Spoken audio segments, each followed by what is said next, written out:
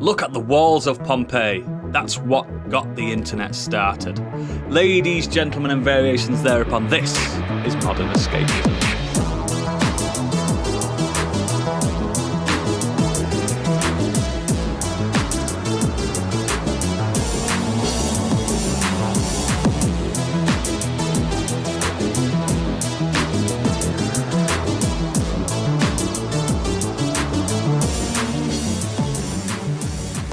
Hello and welcome to the show. My name is Oodles.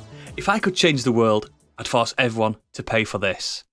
Joining me today, if she could change the world, she'd make wine a tax write-off. It's Candy. Hello. And it really should be.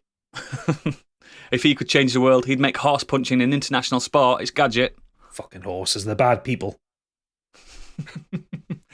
Also, if he could change the world, we'd all be wrestling for survival. It's Stig. Oh yeah, I'd win. You made a crisps, man. And Biggie, unfortunately, can't be joining us today because he's at the royal coronation. Isn't he the crown bearer or something like that? He's doing something. I think he's. He puts the hat on the man. Oh, was that Biggie? I thought That was Biggie. I thought he was Biggie. that wizard that was running across. That's what I say. But in his place, we have a very special guest. The indie podcast scene's new husband. It's Rob Jones. Woo! Hello, thank you very much. Hello. Who is my indie podcast wife then? Plenty. Ooh. It's everyone's wife. Yeah, plenty. He's a bit on the side. How are He's you, a Rob? lovely, lovely man, so there you go. I'm very well, thank you very much. Thank you for having me. It was short notice and I'm happy to jump in, so I'm glad to be here. Excellent. Jump in, the water's warm, mate. Ooh, it's good. So, on this episode, we will be chatting about moments that changed the world, mainly media related and stuff like that. We also have the Nexus coming up. But before we do that, we usually get Biggie to do the news, but in his place, we've got someone just as special. It's time for Biggie's Breaking News, featuring Candy. You may already know, but he doesn't, because it's time for Biggie's Breaking News. Now this is a story all about how the news got flipped and upside down. I had to think of that quick. Well done. I thought it was quite good. Yeah. Right then, gaming news. Ooh. Redfall, poor launch, tests Xbox fans' patience, but more on that later. Oh yes. Oh, is it See- not like? It's CS:GO. yeah. It's not been well Yeah. received, has it? Not Not it. so much. Not so much. CS:GO map has a secret room full of news stories banned by Russia. So not so secret anymore. News. It's a way of them kind of filtering these censored news stories into Russia, where they're not allowed to watch the news. Well, they are allowed to watch the news, but it's I think it's dead clever. Yeah, It's super clever. Yeah. It's very specifically about the Ukraine war. Like it's not. Yeah. It's not just any news. It's the stuff that Russian media definitely censors. People saying, we don't support it at all. We just exist here. Yeah. Bless them. Mm. It's awful. Next. Destiny 2's annual Guardian Games month-long event kicked off earlier this week, ushering a little more friendly competition between the three classes, Hunters, Titans and Warlocks. So it came as quite a surprise when Bungie deployed an in-game message to all players that declared Warlocks had won. Warlocks won Guardian Games 2023, the message stated. Warlocks win. Warlocks earned the most medallions and won this year's games. Visit the tower for the closing ceremony. Given that the event isn't scheduled to the end until the 23rd of May, however, players were quick to question the announcement, prompting Bungie to issue the following statement on social media. We're aware that an in-game message announcing the winner of the Guardian Games was sent out erroneously, the studio said. Is that how you say erroneously? Erroneously. I'm gonna keep that. I'm keeping that in my dictionary. Erroneously. Erroneously. Guardian Games still have 2 weeks left, and the winning class has not been officially announced yet. Now, this is going to come out, like, I don't play Destiny anymore for years, but if the Warlocks do win now legitimately, they're going to say it was a fix all along. If they don't win, they're going to say that they didn't win because they got it wrong and it was fixed all along. This is the Ouroboros, the snake biting the snake. They're not going to win. They're not going to win from this, are they, at all? Can I just ask here, and I feel like possibly some others on the podcast, what the fuck is the Guardian Games? None of that explain what it actually is. It's the Hunger Games. It's got to be some Think. tournament they do yearly, hasn't it? I'm pretty sure they did something like that when I played it, where the best class won. And this is talking like Destiny Year 1 when I played it then, which is what, 5 years ago? Something like that. It feels like 5 years ago. No, No, Destiny Destiny 1. Destiny 2 came out 6 years ago. Yeah. Oh! Remember Oodle's timed flat circle? You don't get it. It's fine. You play Destiny, Rob? When we get to the Nexus, you'll get a bit of an idea about my gaming experience. So, Excellent. Yeah. Excellent. I take that as a no. Next. No. First babies. Come on, Candy. Sorry. Come on. I was Biggie's reading the never used actual to getting news. it wrong like this. I was reading the actual news story because I don't know much about it, even though I posted it. First babies conceived using PlayStation-controlled robot are born. The two baby girls are the first to be born from a robot fertilization. So I'm just reading in the news article here. What? A Spanish startup has managed to use a sperm-injecting robot to fertilize human eggs, successfully resulting in the birth of 2 healthy babies. Engineers with no experience in fertility medicine used a Sony PlayStation 5 controller to get the robotic needle to fertilize more than a dozen eggs. So it looks like they've got the image, like a microscopic image up on a TV screen, and they are using the PlayStation controller What to if the batteries run out? plug it in, surely. Has it got the adaptive boy- triggers going or the vibration stuff going back? Yeah. It's like Death Stranding. You hear it crying through the controller. We've just been organising my boy's work experience, and he's going to a place where they make robots and they get on Unity to program everything. So I'm just wondering if that's going to be what he's going to be doing, is the next round of Inseminating. in vitro fertilization. So. Make sure he saves the Sure. game often. Is it? Yes. If this is going to be a thing going forward, is like, do you do job interviews by like showing off your Fortnite skills? Like, do you send a CV with like all your no school? Looks like I'm going to be jobless for the rest of my life. Well, only if you want to get. I had into a this job field, interview on. He'll I be had a on- job interview on Friday and had to do a PowerPoint. That's the first time I've ever done one of them. So Oh god, That's it's like that's from the 90% of my past. job. It Horrible. depends though, Idles, because if doing it is based on like say Dark Souls skills, like rolling the stuff, Yeah, inseminating by rolling and this and that way, and I'll be CEO in no time. striking at the right point. Yeah, exactly. Do you think it'll be more on Games children. Done Fast?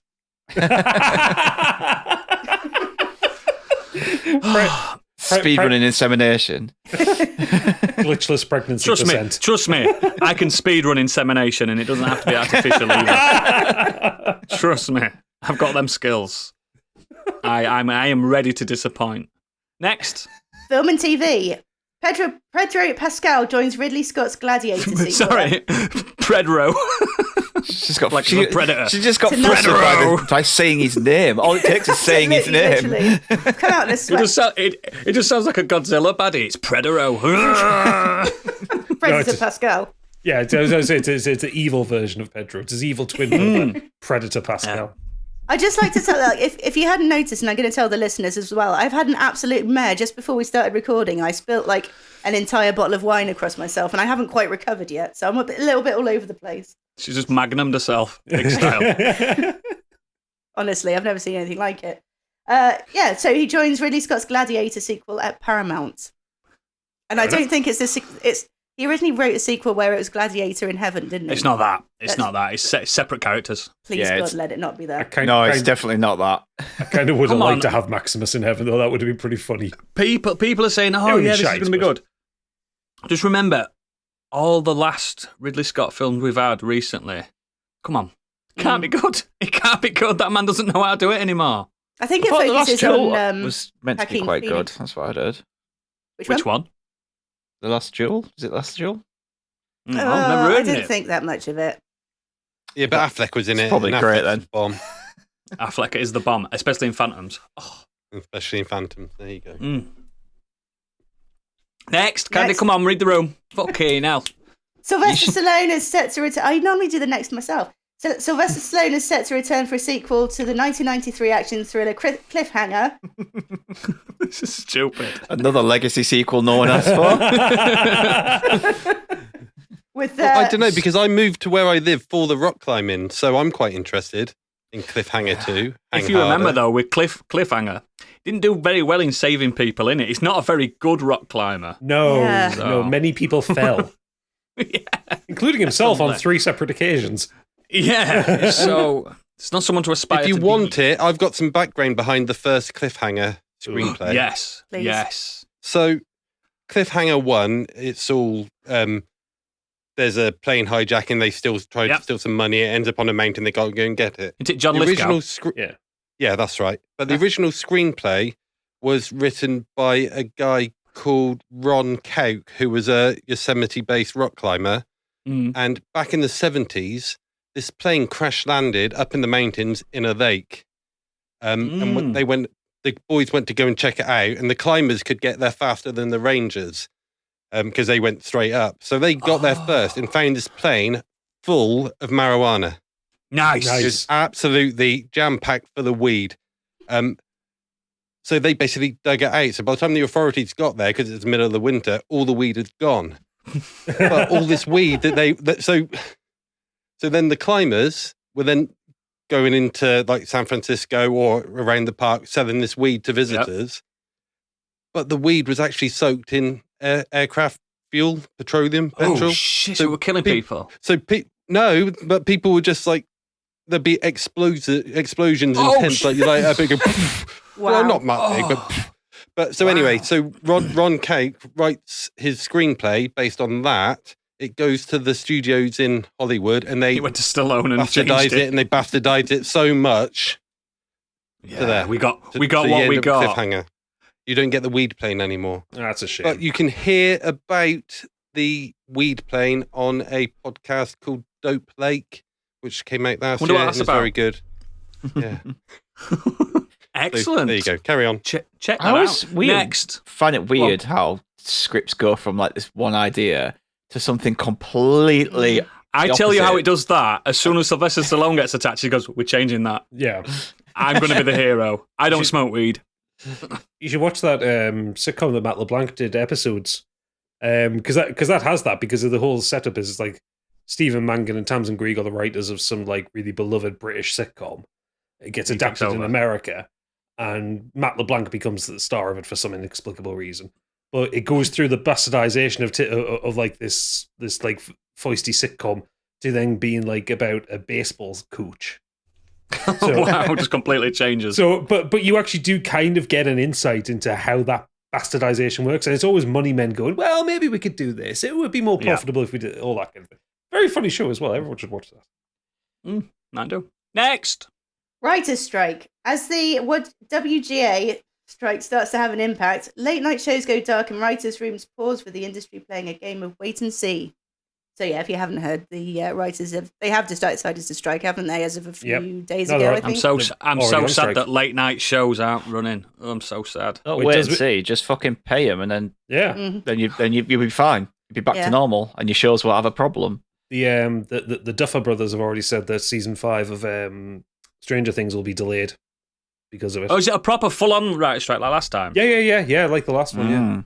I thought that was already Okay. written So and the ready last- to go. Yeah, but they said they're not going to film it because you don't stop writing at the point of No, you support the Submitting the guild, don't script. you? Right. Yeah. So basically, it was supposed to be being filmed next month, I think, and they've basically just shut down. Good, because we need a rest, because there's so many films coming out. Although- We need a- It's The last time we had a writer's strike, we ended up with Quantum of Solace in season 2 of Heroes, didn't we? Oh, we True. did, Yeah. yeah, we did. Oh, do we deserve that? Maybe we do. I think we probably do. State of the place. Yeah, exactly. Next. There has been a official trailer for Dune Part 2. Oh yes. You mean June? No, I mean Dune. Dune. Part 2. Dune. Fucking Dune. What do we all I'm not think? watching I'm this not a Dune trailer. fan. I'm not watching this trailer. I didn't watch the first trailer. It's very good. I know the plot, Big, innit? so I know the characters. I've read the books, you know what I mean? Wheels man, Florence Pugh as Princess Irulan. Excuse me? Yes, Florence Pugh as Princess Irulan. All right. I might give that trailer a what? The interest is peaked. Also, Austin Butler is bald as Fade Rother. Yeah, I was going to say it's interesting. They've made him look more like Raban and Thingy, haven't they? Rather than which is akin to the book, isn't it? No, No. He had hair, didn't he? They had hair. They all had ginger hair, didn't they? Yeah, all the Harkonnens had red hair in the book. Yeah. Well, I think it's they've tried to give it a much more authoritarian look and just given them all the bold look. Space seems to Nazis work for it. look. Yeah. Yeah. Plus also all fine. the Atreides have fabulous hair, so it's a nice juxtaposition. Exactly. The hairless versus the hair. Yeah, I bald get it. people are bad. It's like my life. All people are bad. We all know this. Evidently. Did I see Florence Pugh had a crew cut? Was she? Did I see that? Oh, she right? has Or was done, I yeah. completely wrong about Yeah, that. No, Yeah, she Is has. she now? Real life, yeah. Yeah, she She rocks could be. it. She could be bald, and I won't be bothered. I'm telling you. No, she looks great, man. She looks really good. Like so. Exactly. National treasure. Next. Carl Urban is Johnny Cage in the next Mortal Kombat movie. Mortal Next. Kombat 2 films this summer. This is Right, ridiculous. You might not want to This is say next that quickly because the next story is Cheeto's origin movie, Flamin' Hot. Really? Next. Next. What the fuck? Hey, strike, we just innit? go back to the Mortal Kombat story first. Oh, if you want. At least if I pulled in a big star here that might actually make them make a decent come on. film. Isn't Carl Urban going to be too old to play Johnny Cage? Yes. Could play an older. Saying Johnny that Cage. in the Johnny later Cage- Mortal Kombat, yeah, Johnny Cage he's, gets old. he's a general, isn't he? He's really old. Fair Yeah. enough. They actually, in the lore of Mortal Kombat, Gadget, you're not paying attention to the story. in the lore of Mortal Kombat, people actually age. It's a wild concept. Yeah. But It's wild. It's wild. Funny that. It's wild. The thing is, Carl Urban is just now entirely Billy Butcher for me. I can't see him as anything else, and I'm just going to expect that accent. Yeah, but the accent's it's fucking terrible. I love Billy is. Butcher, but it's fucking terrible. I know, but like if I watch anything where he's in, he's doing an American accent. It feels wrong to us now. Yeah.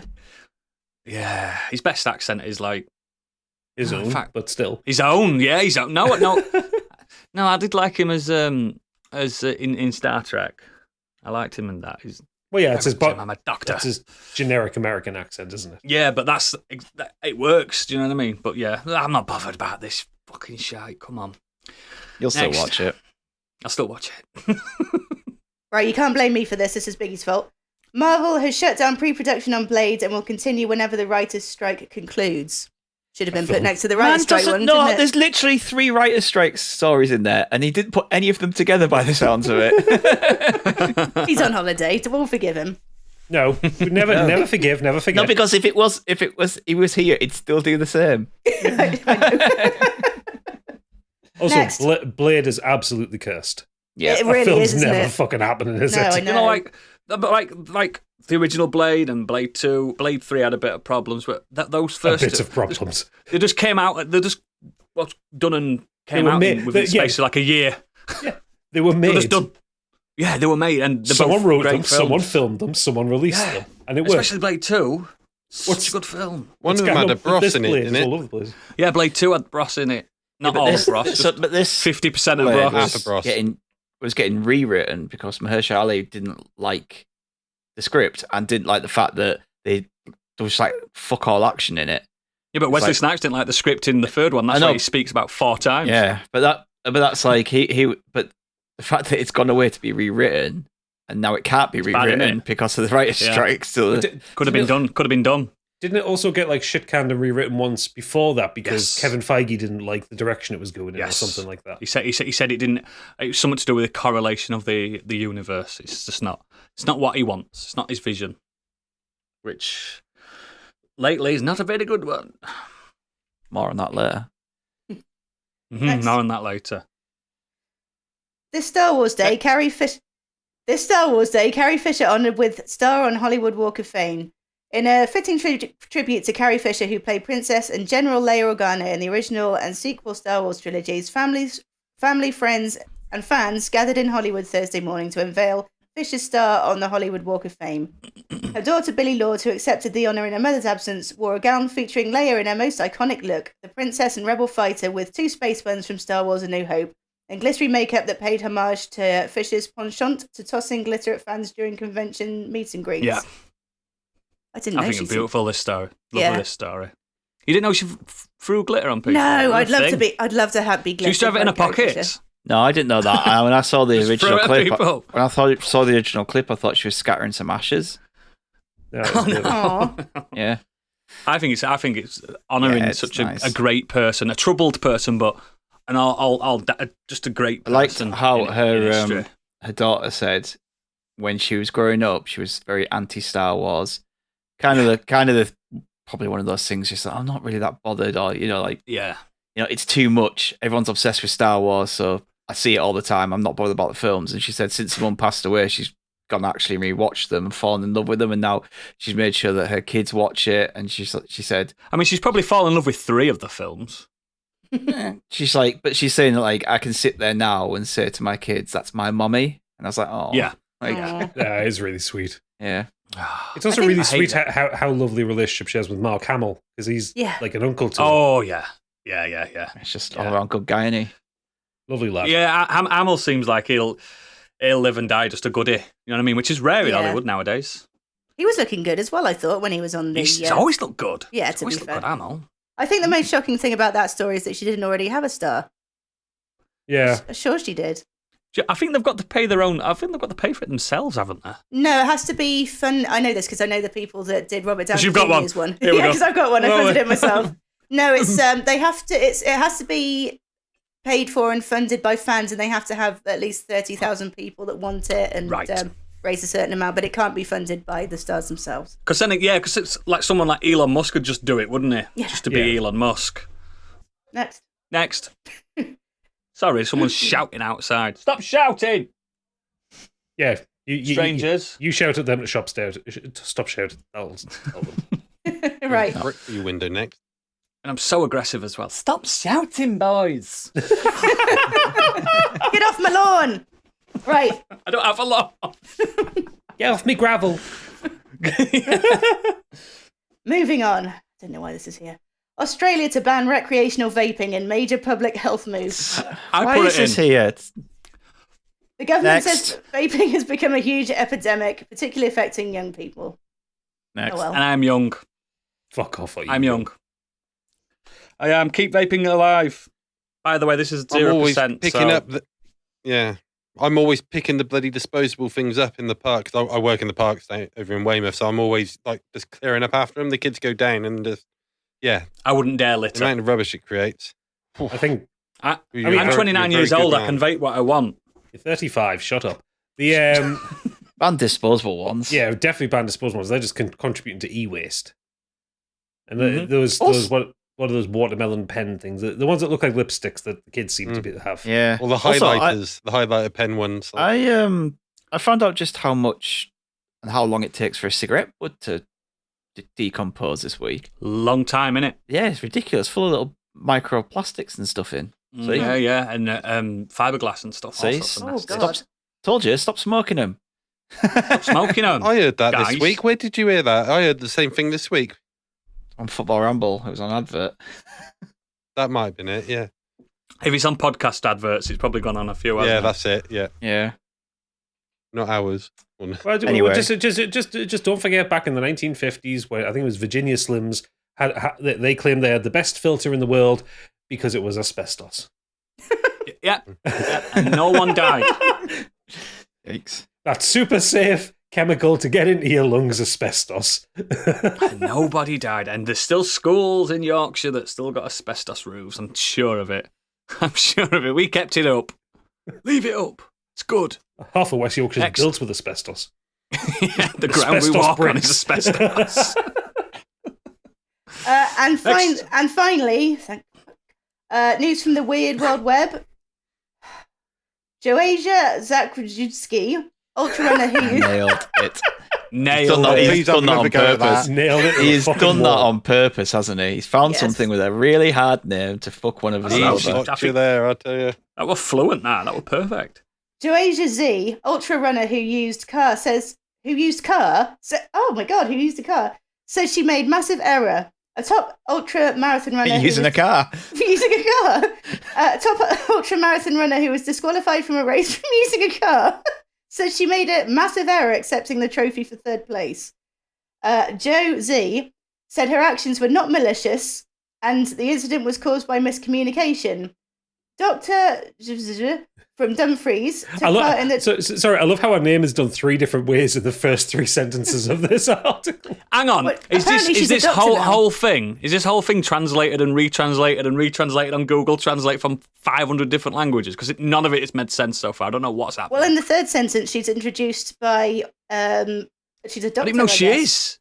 is. No, it's just a random woman. She's not famous. No, I mean, I don't know what the story is. He said someone was doing a marathon and then they got And in a took car. yeah. He used a car and got found out.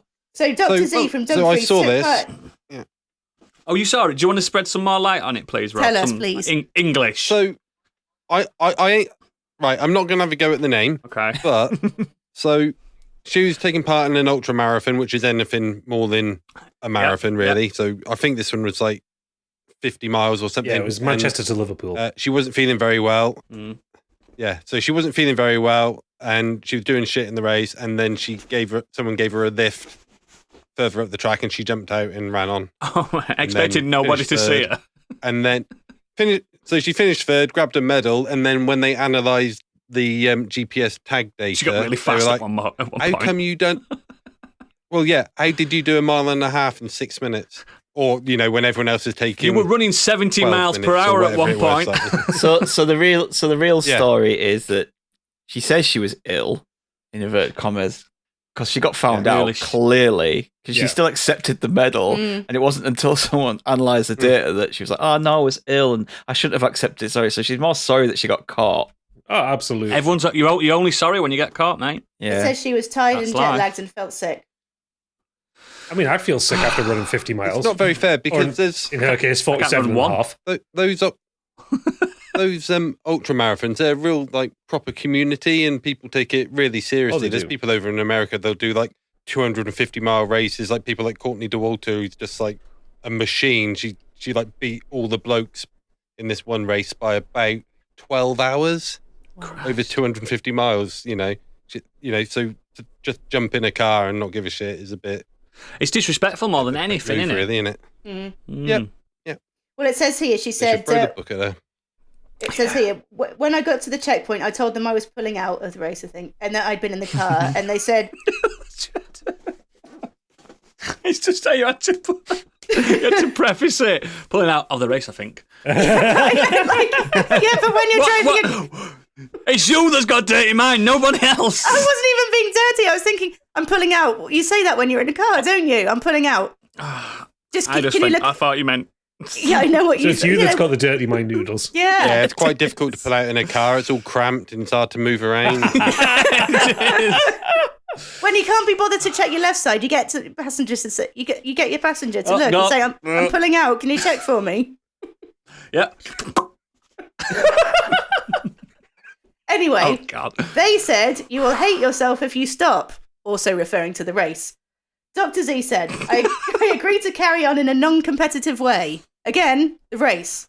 But she took the medal. That's the problem, isn't it? Yes. I made sure I didn't overtake the runner in front when I saw her, as I didn't want to interfere with her race. When she... Who's fucking with the sheet? When she crossed the line, she was given a medal and a third-place wooden trophy and posed for pictures. No, but that's what I'm saying. If she just wanted to carry on the race just for herself and not be competitive in it, she could have just said, I'm just running this rest of this to see end of it. I'm not... I cheated. But if she's gone up and took a medal, dick.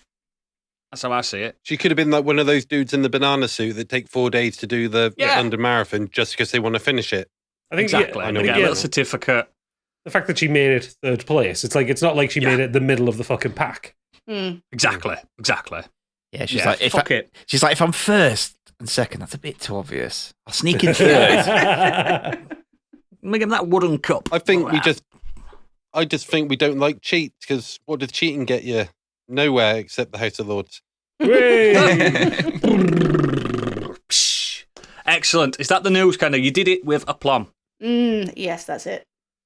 Excellent. Let's move on to the Nexus. And I'm going to give Candy a little rest here. Stig, what you been up to this week, buddy? This week, I've gone to see Guardians of the Galaxy 3. So this is... Guardians of the Galaxy 3. Guardians of the Galaxy 3. This is James Gunn's last writing and directing job for Marvel before he heads over to DC. And obviously it stars the usual Guardians. They're back again. Spoiler alert for Endgame and everything. This takes place after that. It's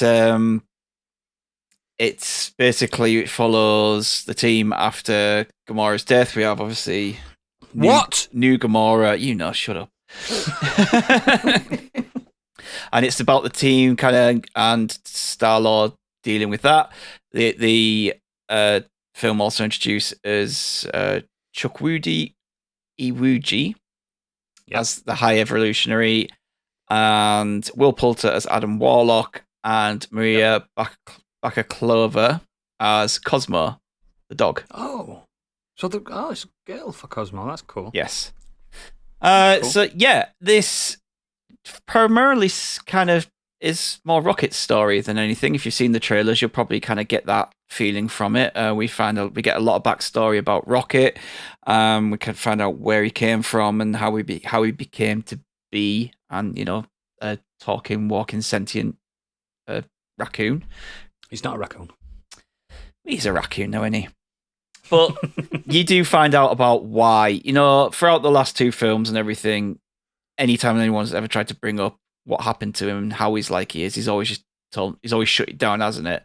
Yeah. And we found out a lot about kind of why that happened. Anyway, this is really good. Yeah, It's yeah. a really, really, really good Marvel film. Hasn't been a really, really good one since that's words we haven't heard in a while. Since Spider-Man. 95 years. Yeah. But yeah, I really enjoyed it. I think James Gunn has just I've always liked the Guardians. I really like Guardians 1. I really like Guardians 2. I know some people don't get on with it, but I just like the characters and the world that James Gunn creates. Like this, like the others, this one, it's full of heart. There's a lot of emotion, laughs. There's a lot of really good action scenes. There's a great action scene in a corridor later on in the film, which is just brilliant, really well, shot really well. Like the music to it's fantastic. And is it lots of 70s and 80s music as usual? Yeah, it's typical James Gunn. It's basically the last two films. You know what you're getting. Needle drops every 2 minutes. Yeah, but it's good. It's good music at least. Yeah. I was surprised to see how much this was pushing the boundaries of a 12A for a Marvel film with the imagery and swearing in this. Can you remember? Doesn't it have the first MCU fuck? Well, I wasn't going to spoil it, but you just did. Oh, sorry. I just knew that anyway. But not everybody will. Not everyone is. Oh, I've spent the word. Spoiler alert: the word "fuck" is uttered. Yes, but I don't know. I didn't know that, and it was a really nice surprise when it was said, and I was like, "Huh?" So yeah, I was going to say this has done something the MCU has never done before, and leave it at that. But there you go, guys. Oodles went full Dean there on us and just dropped a spoiler in. Yeah. Fuck. Yeah, but the imagery and stuff, it's not even that, not just that swearing, but you remember in the first Guardians where he calls them a-holes. He doesn't even say arsehole, does he? He calls them a-holes. And you're like, no one says a-holes. Like, this just doesn't care. Everyone's a dick. Everyone's an arsehole. Everyone's like a prick. Like, they're not. Do you think this is just showing how society is in general now? Like, because I noticed that in a lot of things, like, they will say dick and like prick and piss quite often in like titles and stuff like that. I reckon it's just people are just not as uptight anymore. I'm not really uptight. I don't like my kids swearing, but they hear it, so mine do because of the mum. Well, they hear it on stuff, even like kids' YouTube stuff comes out with it, and like But anyway, there's some really gory moments in it, and it's definitely, if you don't like animals in peril, then it's a really tough film to watch. Because, like I say, this is a backstory on Rocket and the experiments that were done on him. So there's a lot of stuff in that. And if it's I'm not going to spoil it anymore because I'm not seeing this film. But if it's anything like the book's origins, there's a few animals in it. Yeah, it's quite brutal, to be honest. Mm-hmm. Mm-hmm. But yeah, like it's just really good. It's just really fun, really bright, and like I said, this team together, they vibe off each other really well. Karen Gillan is just great as Nebula as usual. And I've not really noticed this, but she doesn't get enough praise because she's an absolute standout for the first time we see her as Nebula. I like her voice, mate. All the way through the films and through. She talks like this. Yeah, Avengers and everything. She's always been consistent and really good. Yeah. And the evolution from where she is in Guardians to where they are at the end of this. Like each of the characters gets like a moment in this. Like it's the film completely comes full circle for everyone, and it's really everyone kind of gets their own thing, and like their arc has moved along, and it's really good. It's a really good send off for him. Will Poulter as Adam Warlock doesn't really get enough to do. He isn't like the Adam Warlock you saw if you played the recent game. He's not this kind of. He is strong and powerful, but he's very. Is he thick, Adam Warlock? Yes, he's mature. He's immature. It's my favourite one. It's my favourite one. Where he's just a kid. Yeah, he's a kid, and there's a reason why he is like he is, and it's explained in the film. Yeah, that's my favourite one. That's good. I'm glad they've gone that direction. Chukwudi Iwuji, yep, as a High Evolutionary, is one of the best MCU bad guys I think we've ever had. Good. I think he is outstanding. He's a brilliant actor. If you saw him in Peacemaker, he was fantastic. He's good in that. But in this, he is an evil bastard, and he portrays an evil person like so well. Like the stuff that he will go to just get the next evolution in, push evolution and push the boundaries of creation and stuff. Like and it's there on screen and it's shown on screen, and that's what I said about like the horror and the gore being pushed. This is like James Gunn trauma like kind of stuff, but in a 12A, he's pushing that boundary. And the High Evolutionary, what he does in this film and what he's showing he's capable of doing is like it's all there to be seen, and he's fantastic. Like he is really, really good. But yeah, as a trilogy, I've really loved it. I can see the flaws in 2, like I said, but I really liked it. It does play on your emotional manipulation at times. They do, though, don't they? They're going to do that, especially with it being like kind of the last outing of this iteration of the Guardians. And I just think if anyone had any issues with James Gunn taking over DC and writing and directing Superman, don't. Because I think we're gonna be all right. Yeah, if you can bring the heart and joy and humor that he brings to these films into that, then we might actually have a good Superman who isn't mopey and cryy and beiged in fucking. I was hoping sepia that tones. James Gunn would have had Squirrel Girl, but it's not going to happen now, is it? No, but he does feel like he uses Cosmo really well. Like that was. Yeah. And there's a great kind of scene for Kraglin as well, because he's obviously from the last film, love Kraglin. He's taken on like the mantle that's Isn't that his brother in real life as well? Yeah, I think it's James Gunn's brother, isn't it? Yeah, Sean Gunn. Yeah. He's taken on like Yondu's like kind of mantle as the leader, hasn't he, and stuff. So yeah, Ravagers.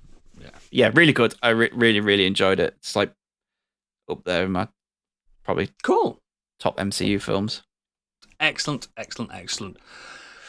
Gadget, what you been up to? Okay, strap in. I have a missive. Because Well, this week I've been sick and I've been in a bad mood, and so on Thursday I decided, let's perk my mood up. Let's have a look on Game Pass, and look, there's a game I've been looking forward to. It's just dropped. What do I play? I fucking played Redfall, and I was even angrier. What's that about? Well, so Redfall is an open world, quote-unquote immersive sim, I'll get to that, from Arcane Austin, creators of such wonderful games as Dishonored and Prey. Love Prey. Some absolute banging classics. Previously to this, their worst game was Arx Fatalis, when that was still pretty good. Did they do that? Yeah, they did Arx Fatalis, was their first game. I know that. Oh. This is god-awful. It's really, really fucking bad. You mean the critics were right? The critics were absolutely bang fucking on. So I played this for about 2 hours and had to then tear myself off it because I was about to snap my Xbox controller in half because I was getting really pissed off with it. They're quite hollow as well. They are quite hollow and very light. Like, it wouldn't take much to snap one, and I was getting dangerously close to a plastic creak. So the whole run of this game is it's a 4-player co-op immersive sim / first-person shooter, where you are in the Pacific Northwest town of Redfall. which has been sealed off from the rest of the world by vampires, because vampires are a thing in this game. Mm. It's not Pacific Northwest, it's Massachusetts. Ignore me on that one. Oh, but so it's definitely not. definitely It's not. definitely not the Other side of the country. Northeast. Yeah. So the premise, according to Wikipedia, after a failed scientific experiment, a legion of vampires invaded the isolated town from the outside world.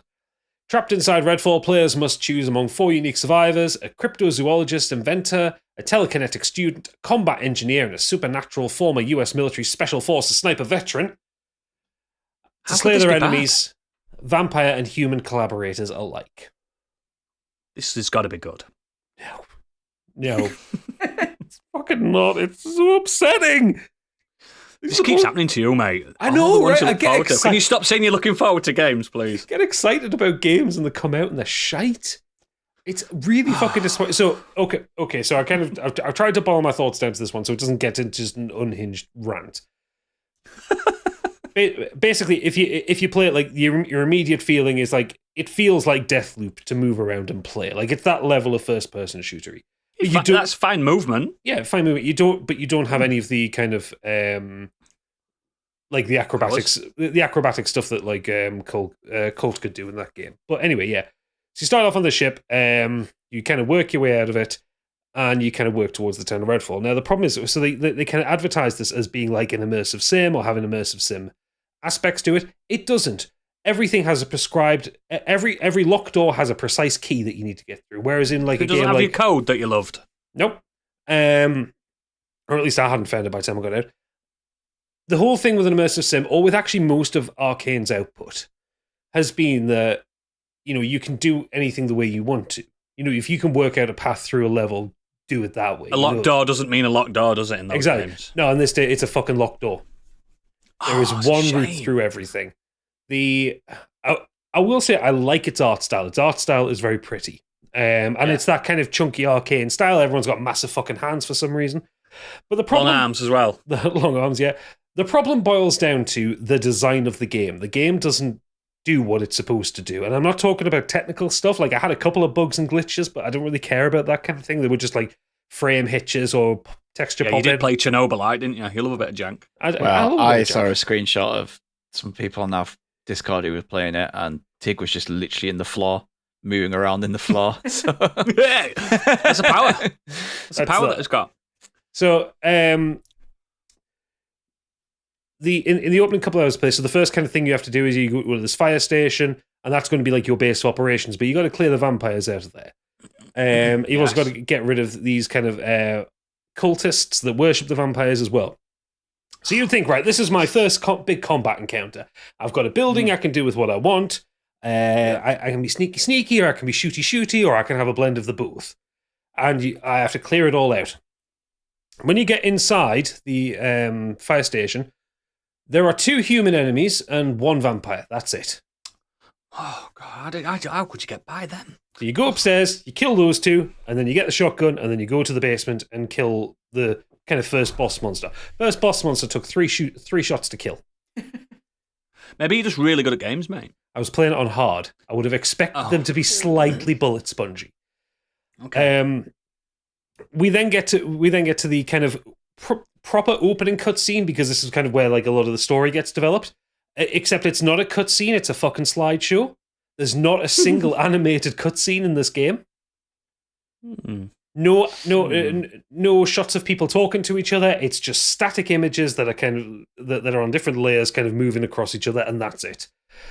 The graphics, when you actually get into the game, like the art style I like. However, the graphics would look great for the Xbox 360, not the Xbox Series X. Oh dear. No, it doesn't run. As we all know, it doesn't run at 60 frames a second. It also doesn't run at 4K, so I'm not even getting like pretty mode out of it. Just 1080p 30. It's like, yeah, great last gen performance. The guns are unsatisfying as fuck to shoot. It runs on a very similar system to Destiny, where you just pick up random weapons, and some of the numbers are higher than other numbers. We know reason. Just no reason. I did the opening four main missions. They all consisted of go to these 2 places, kill everything, come back. The next one consisted of go get this key, come back. Go kill that thing, come back, and then go kill that thing and come back. That was the run of the mission design. The characters aren't interesting at all. They are constantly spouting internal monologue at you while you're going through the world. And it's not good internal monologue. Like the actors have done as good a job as they can with the dialogue, but it's just too constant and it's shit, quite frankly. There is hardly any enemies in the map. I walked from one side of the map to the other. It took about 10 minutes. And I had 2 combat encounters.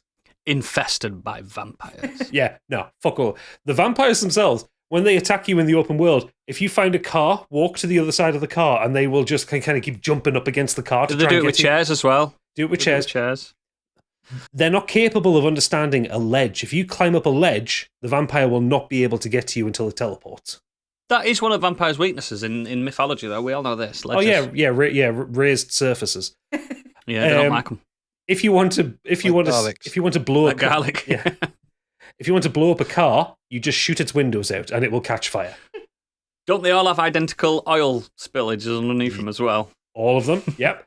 Love it. It's like PS2. If you go into an area where vampires have been and there are dead bodies, you will usually find the same 3 or 4 dead bodies around there. They just copy paste it. I saw your video of that. Like you literally moved from one body, then turned around and went back to another body. It's like it's the same body with the same layout, same skin, the same blood, pose. the same pose. It's a big family. No, yeah. It's absolutely pathetic. The story is absolute bobbins. It's all scientific experiment, conspiracies, the army's coming, it's a private military, yada, yada, yada, yada. All that kind of thing. The gunplay isn't fun. The enemy AI is hilariously bad. So when I was going to one of the missions, I had a sniper rifle, and I came across a group of the human cultists, and I thought, okay, let's snipe them, because there's 6 of them, there's 1 of me, I don't want to get into it, I just can't be arsed. So there was 2 having a conversation with each other, and I sniped one of them, and the other one kept talking. Didn't notice that the person he was talking to had been killed. Nice. So I was not far away from them and managed to snipe all 6 down without being spotted. Without a silencer on my gun. It's shit. It's quite frankly a waste of 70 gig on your Xbox. 10 out of 10 then, yeah? No, actually, Oodles, this one will piss you off because I know you like a skill tree, right? I do love a skill tree. Okay, so you can level up your skills through this. So there's one of the characters who he's supposed to be a stealthy guy. And he's got a raven pal, best bird boy. His name's Stealth McTavish or something like that. Something stupid. Basically, but the whole point of the bird is he directs the bird off and it'll fly into a building and it'll mark all the enemies, right? Like Assassin's Creed. Yeah, great for stealth because then you can kind of scuttle through a place. Yeah. And then you know where everything is. The first upgrade for the bird is for the bird to be able to do damage. But if the bird does damage, it puts all the enemies on alert, which means you ruin your ability. There's no stealth anymore. There's no stealth. So it's like all the upgrades have these weird contradictory features. Like there is the psychic girl who I also who was the one I was playing as. She has a biotic shield kind of thing that she can put up. But then you can't do anything else when you've got that up. You can't shoot. You move slower. So all you're really doing is delaying death. So. Because you can fire it forward and it will do damage, but in like a really short range. So it's just like none of it makes sense, and like it's really fucking disappointing that this is Arcane. Because Prey is one of my favorite games of all time. That was incredible. But this is take away all the various little technical issues with it, which can get ironed out. Like there's not enough updates that will make this a good game because this game has been conceived badly. It's not just a patch that can fix it. It was delayed by about 6 months, wasn't it? So even what have they done with that 6 months? Exactly. So you think even with like wanking a couple more years of delays, it probably wouldn't have saved it. No, it's like this needs to go back to the original design doc and fix it because Xbox crushing the game. The annoying thing is, I can see the kernels of a great game here. Like the concept is brilliant. The whole idea of this kind of 4-player drop-in, drop-out co-op, dealing with vampires, sneaking around. Should be brilliant, shouldn't it? It should be brilliant. Like it doesn't even really nail that kind of 80s horror vibe that it's going for.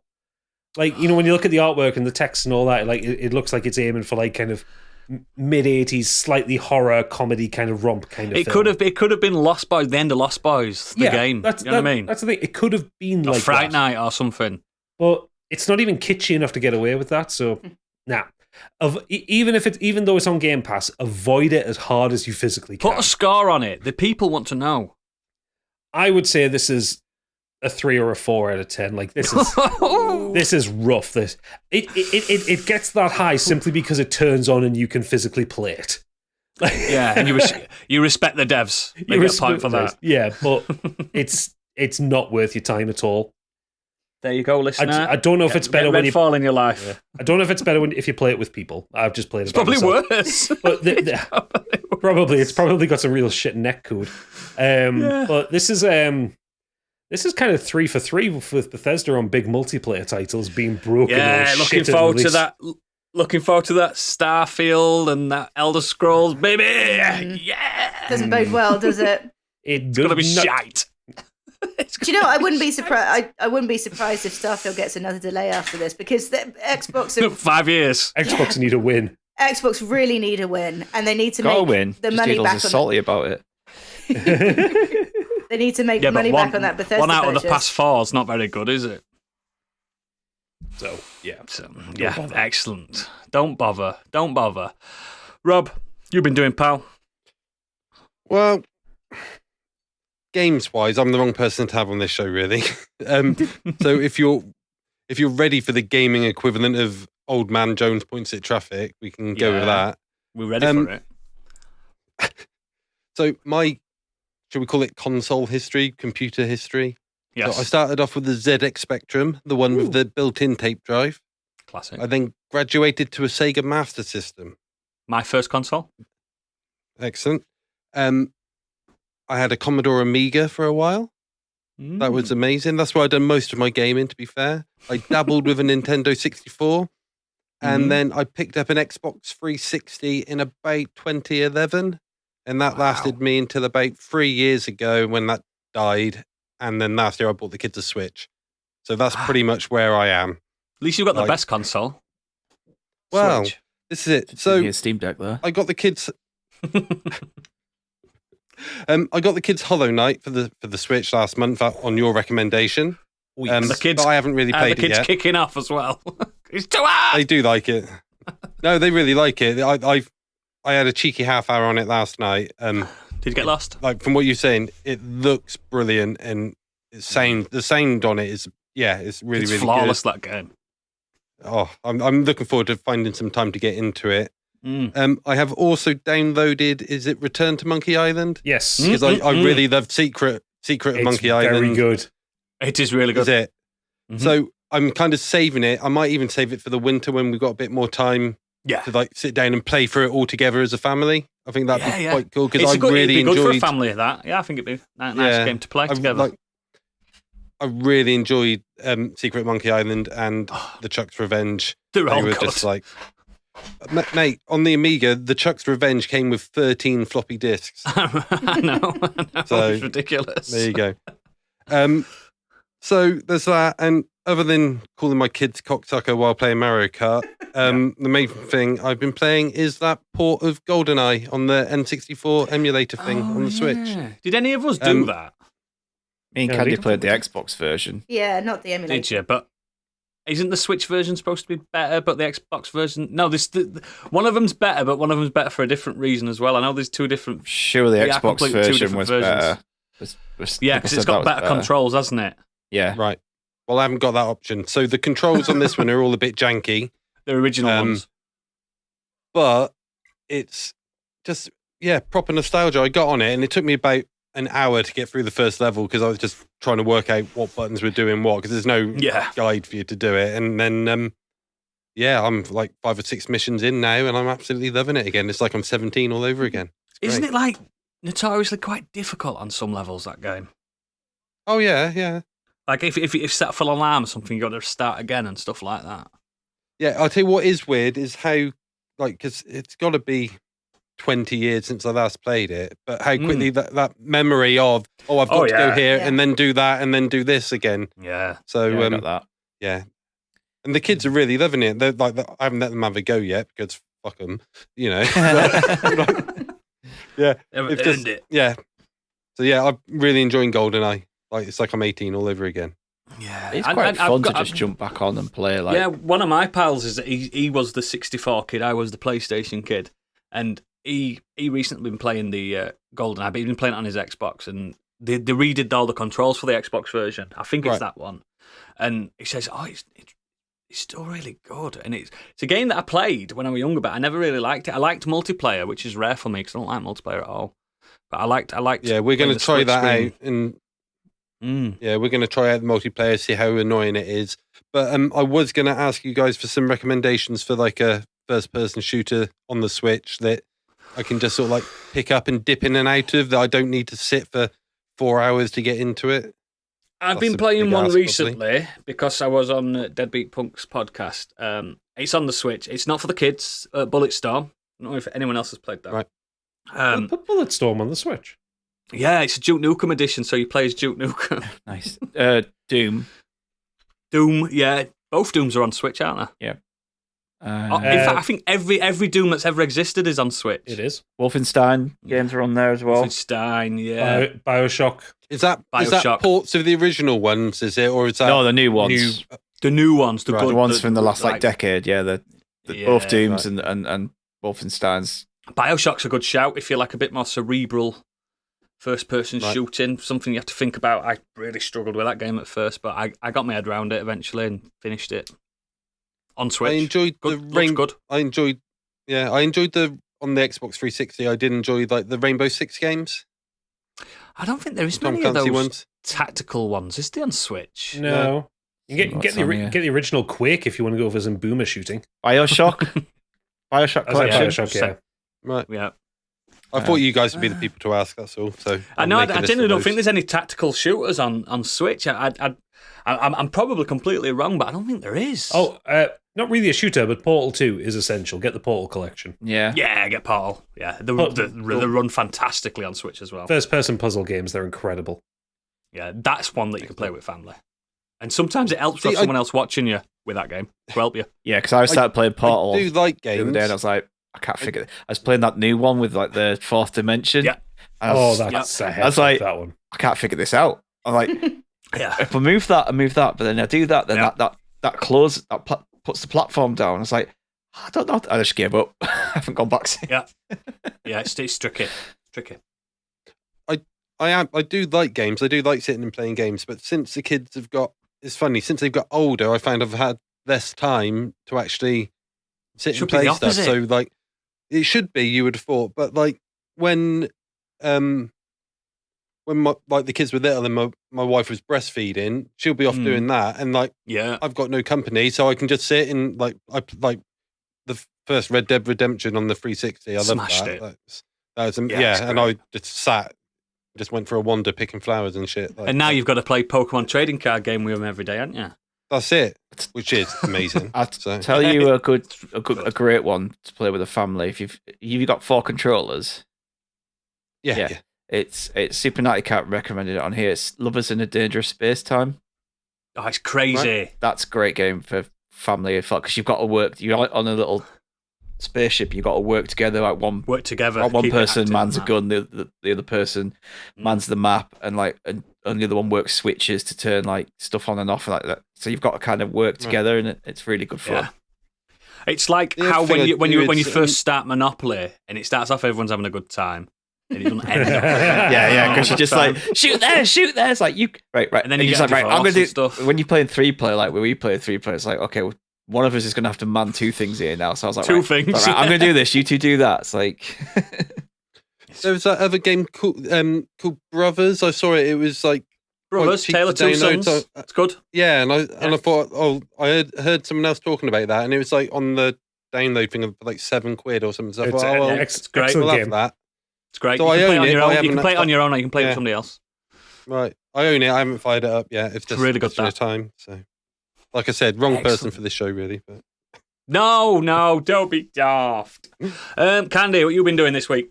Well, I won't spend too long on it because it's not exactly cutting edge, but I finally started watching Better Call Saul. And I started watching it actually like when it first came out after I watched Breaking Bad, and I think that was probably the wrong way to do it for me personally, because I was expecting Breaking Bad Part 2, and it just isn't. Like, going into it and realizing it's kind I can't. It's been too long since I watched Breaking Bad that I can't really compare the two, especially not at this point, because I'm just towards the end of the first season. But I think if you look at it more as a comedy than a comedy drama, I think it's much easier to kind of digest. But yeah, really enjoying it. Like I said, I won't get into it because everyone's probably already seen it by now. It's if you're expecting Breaking Bad Part 2, it comes. Don't worry. Nice, nice. It gets there. But yeah, I've been really enjoying that as a kind of just watching the background thing. I've done something else, but I think everyone's going to jump on it at some point later. I think, Stig, you have done the same thing in Gadget. And Noodles. Yes, and me, yes. Probably not Rob, he's got no time. And he's disappeared. So I'll quickly do the single thing I've done this week. That, again, being really negative, I watched the film Ghosted this week. Oh, I've been desperate to hear what you had to say about this. So, a film that stars Chris Evans, Ana de Armas, Adrian Brody, Anthony Mackie, John Cho, Sebastian Stan, and Ryan Reynolds. How can that fail? How can it fail, Oodles? It fucking does. It fucking does. So hard. I think it's directed by Dexter Fletcher, who did he did a bit of Bohemian Rhapsody and stuff, didn't he? And a few other things. Eddie the Eagle. Eddie the Eagle, That's good. He's good. He's good at what he does. I don't know where he was for this film. Fucking hell, this is absolute shite. Like, how can two of the best looking people on the planet have no sexual chemistry whatsoever? And also, do you know what makes no sense? Me and my wife say that all the time. Hey! I'm sorry, but someone like Chris Evans does not have trouble finding a date. He is stunning. I mean, everyone in this film's gorgeous, and it's The setup, the setup's just shit in it. I'll give you the premise. Chris Evans is a farmer, right? Living with his mum and dad, and he bumps into Ana de Armas, and she buys a plant off him. I'm not joking. This is what she happens. She buys a plant off him, and she says, "Oh, I'm away most of the time." And he's like, "I'm not selling you this plant, and because I love plants that much." And she's like, "Oh," he goes, "Take this cactus instead, because you don't have to water it as much." And then they have an argument. She says, "Your salesmanship's terrible." Turns out it's not even his cactus stall. Blah, blah, blah. And then he runs after her and says, "Do you fancy a drink?" And she's like, "Yeah, let's have a drink." They go on a date round Washington. They end up shagging. She ghosts him. Big style. He's back at home. He's like, "Oh, she's ghosted me." And do you know what his family recommend he should do? Because basically, he's left his inhaler, his asthma inhaler with her, and it's got a tile on it. You know them tiles, or an Apple tag or whatever. It's an Apple TV film, so it's all Apple-based stuff. Right, yeah. AirTag. And he'll say, "Oh, I'll find out where my inhaler is. It's in London. It's in her bag." And his family say, "Why don't you go and meet her in London?" That won't be creepy. She's not been answering his texts or anything. That won't be creepy. Go and meet her in London. So this all happens right at the beginning. He goes meet her in London. Turns out she's an international super spy. Of And course. he gets embroiled in this big conspiracy.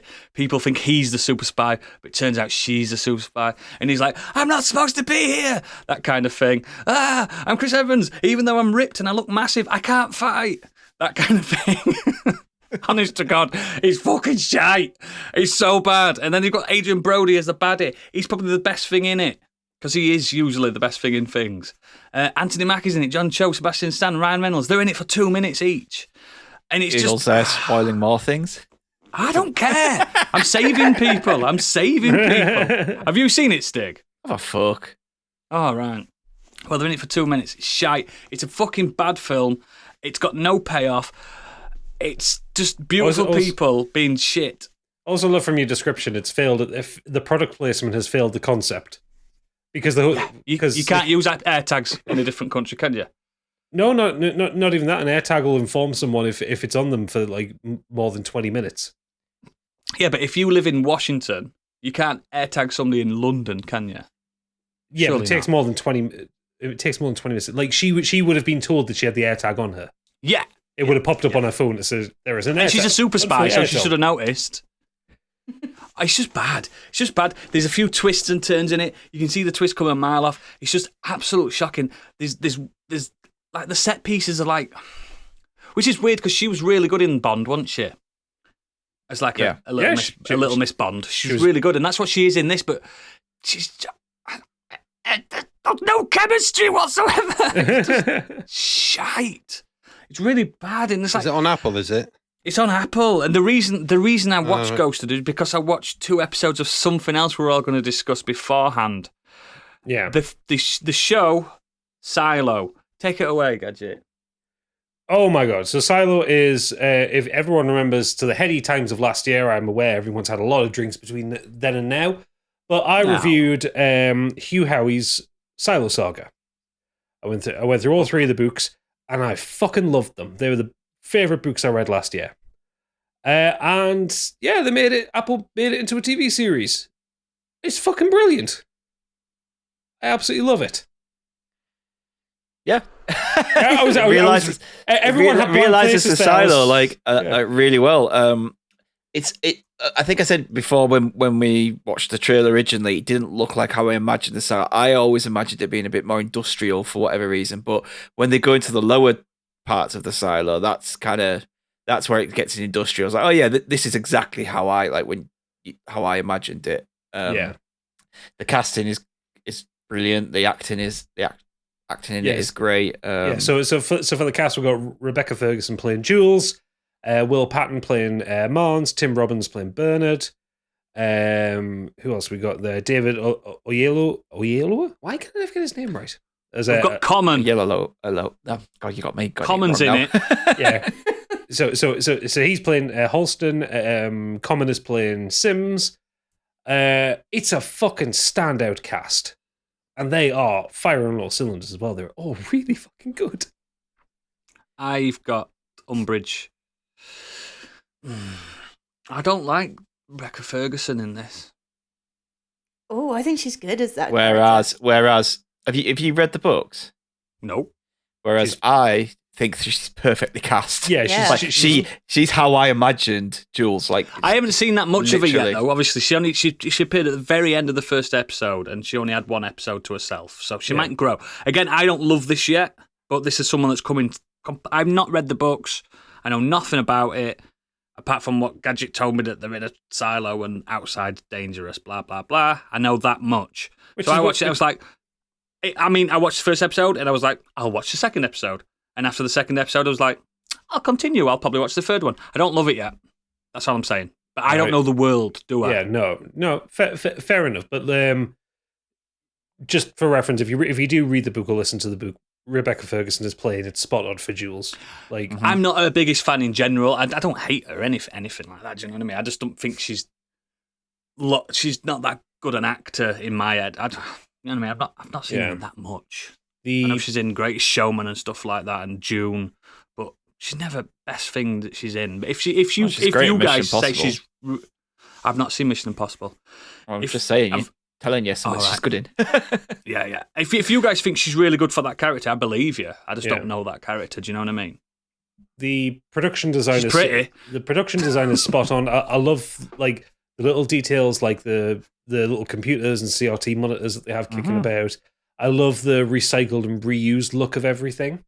Which because what are the guys running about with the metal cages on the back? They're porters, so that's basically your postman that gets stuff up and down the different levels of the silo. That's why they're always running. Yeah, that's just literally their jobs, ferrying stuff from silos are up down. Huge. Like it might get explained further on, but maybe it won't. But you can say nothing on it. But they keep saying like the upper levels and the lower level. Is there an upper level that's like the top level of like Snowpiercer, where they're all like in suits? And no. So where the mayor is and where the sheriff station is, and where they're the door the upper level. That's the upper. The mids are the where most people live, and then with the cafeteria.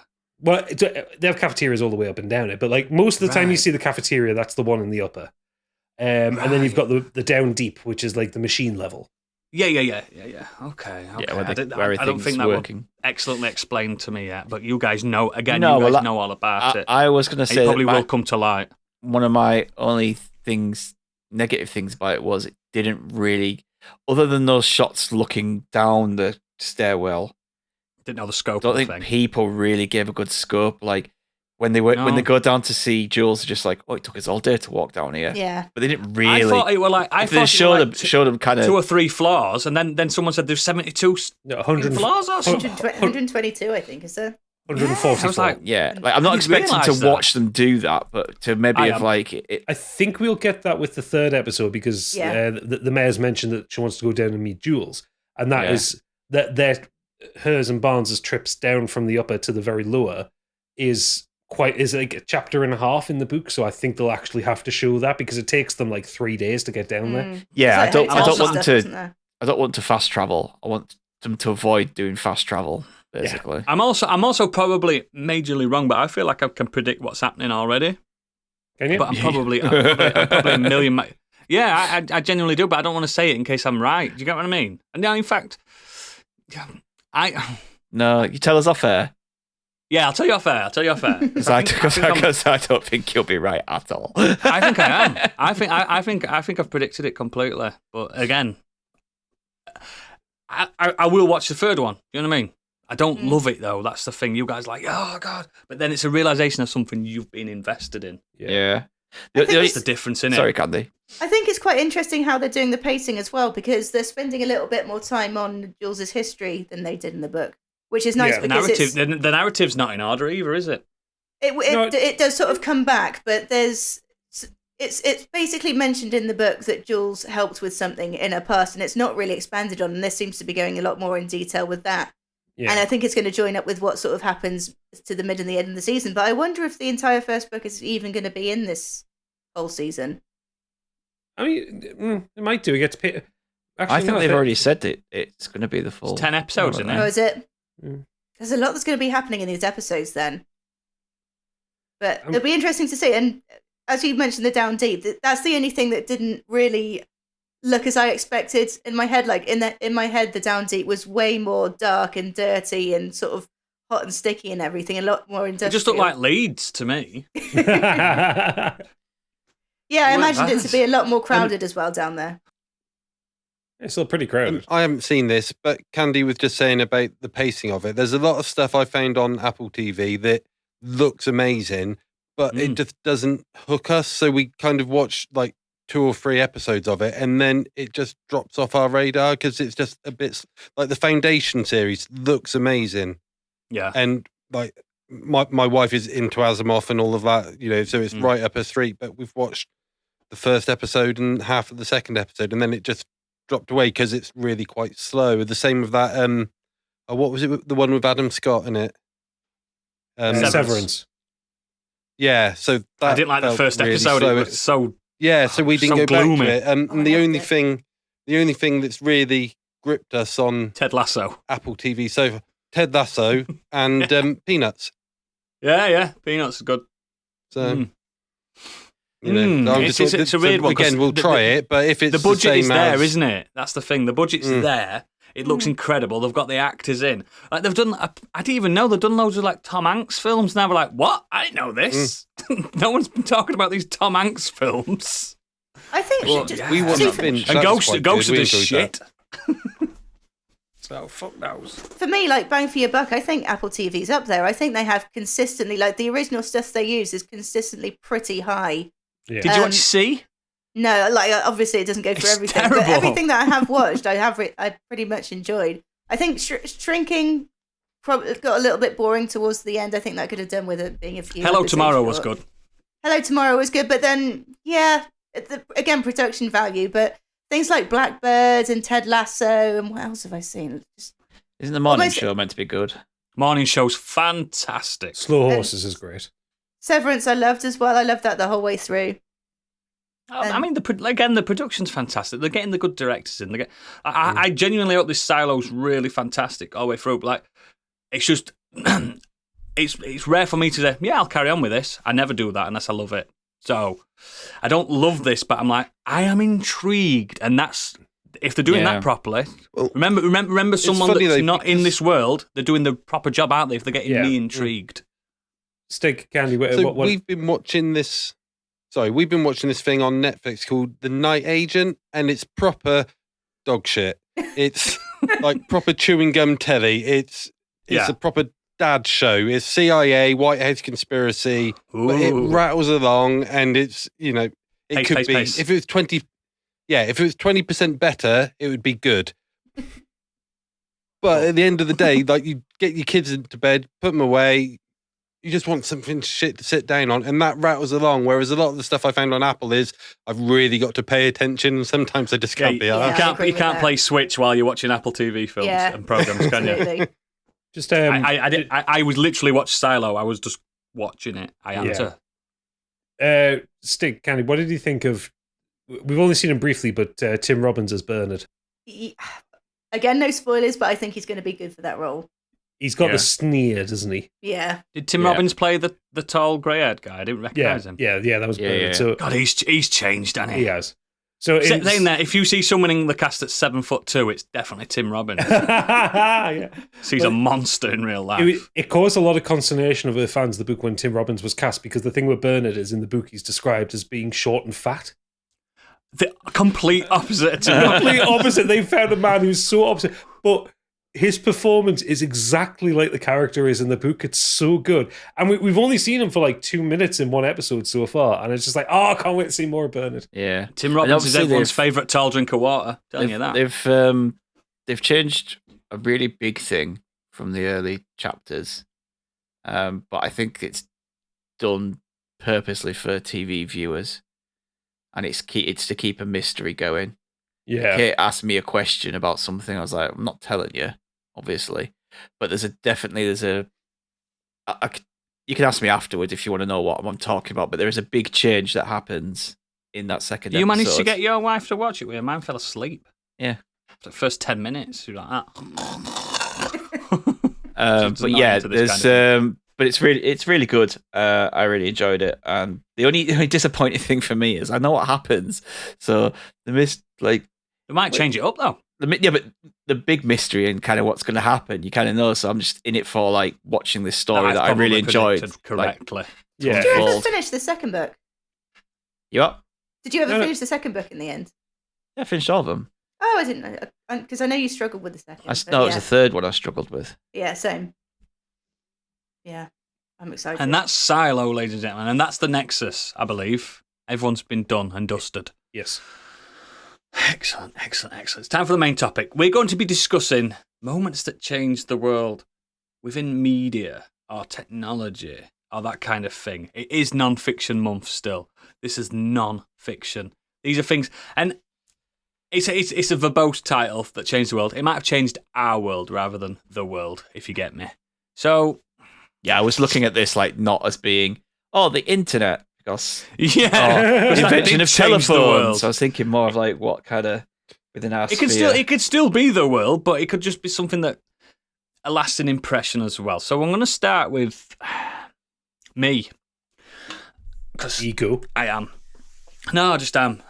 For me, obviously, it's going to be something to do with games and stuff. And that moment at the first inaugural E3 show, when that gentleman got up on the stage after the, I think it was the Sega Saturn announcement, he got up and he said, $2.99. That was a moment. Can you remember? Did you ever see that? No. He literally, because obviously the Sega Saturn came out. I'm talking about the PlayStation, by the way. Yeah. I didn't have the internet back then. I'm talking about the PlayStation, the original PlayStation. So the Sega Saturn was coming out $3.99. It's expensive. $9.95, remember, or $9.94. Yeah, $400 in 1995 is a lot of money now. Yeah, exactly. And then the Sony executive got up on stage after the Sega one, and he just went on the mic. He tapped on the mic and went $2.99 and walked off, and that was it. And it was like, yeah, that's how they did it. And since then, I've always kind of liked Sony's attitude. And I don't anymore. I think Sony are fucking baddies nowadays. But that early, like, if you don't know the story, Sony got absolutely shafted by Nintendo, didn't they? They were producing a compact disc add-on for the Super Nintendo alongside Nintendo, and then they went, oh no, we're going to go to, was it Panasonic or someone else? Oh, no. It wasn't an add-on, wasn't it? It was supposed to be a whole new console. Yeah, a whole new console it was. Well, they were working together, weren't they? Yeah, they were working together for a new console. And then they went, and then under Sony's back, like behind the back, they went, we're going to go with Panasonic or some other. Yeah. And Sony were like, you know what? Fuck them. We're gonna make us out. Everyone's laughing at them, saying, make my own Sony, console music. with blackjack and hookers. And they're like, the music people, they don't, the Walkman people, they know how to make games. And they changed the fucking world. The gaming world. I don't care if you're not a Sony fan. They fucking changed the game. Inside Oodles, before you go on with this one, I've just done the what would $3.99 be in 1995 be now. So for a Sega Saturn, remember that piece of shit? Oh, yeah, terrible. £765. Oh, ouch. Imagine, Pricey. this is the thing. Imagine if you'd have, because Sega were well loved, especially in Britain, way more, and America, really massive. They were winning the Mega Drive Super Nintendo wars, weren't they? In the West, They yeah, were- and I think there was not in the East, No. but I was always in the Nintendo. West, there was smashing. I was Nintendo. If you'd have put, I'm going to go with this Sega Saturn because I love the Mega Drive and stuff, you'd have been so gutted because the Absolutely. PlayStation just came out and fucking destroyed. Like, It was actually unfair. it was the attitude I loved about it. Nintendo 64 existed, and that still kept up, kind of, not to the levels of Sony, but it still kept up there because that was like, it had your good household name, you had Mario and stuff, you know what I mean? You had good games and stuff, but this PlayStation, it was the attitude that I loved about it. They just came out like with fucking Crash Bandicoot storming into Nintendo's offices with a megaphone and saying shit. Do you remember? Or what did it say? Because I can't remember.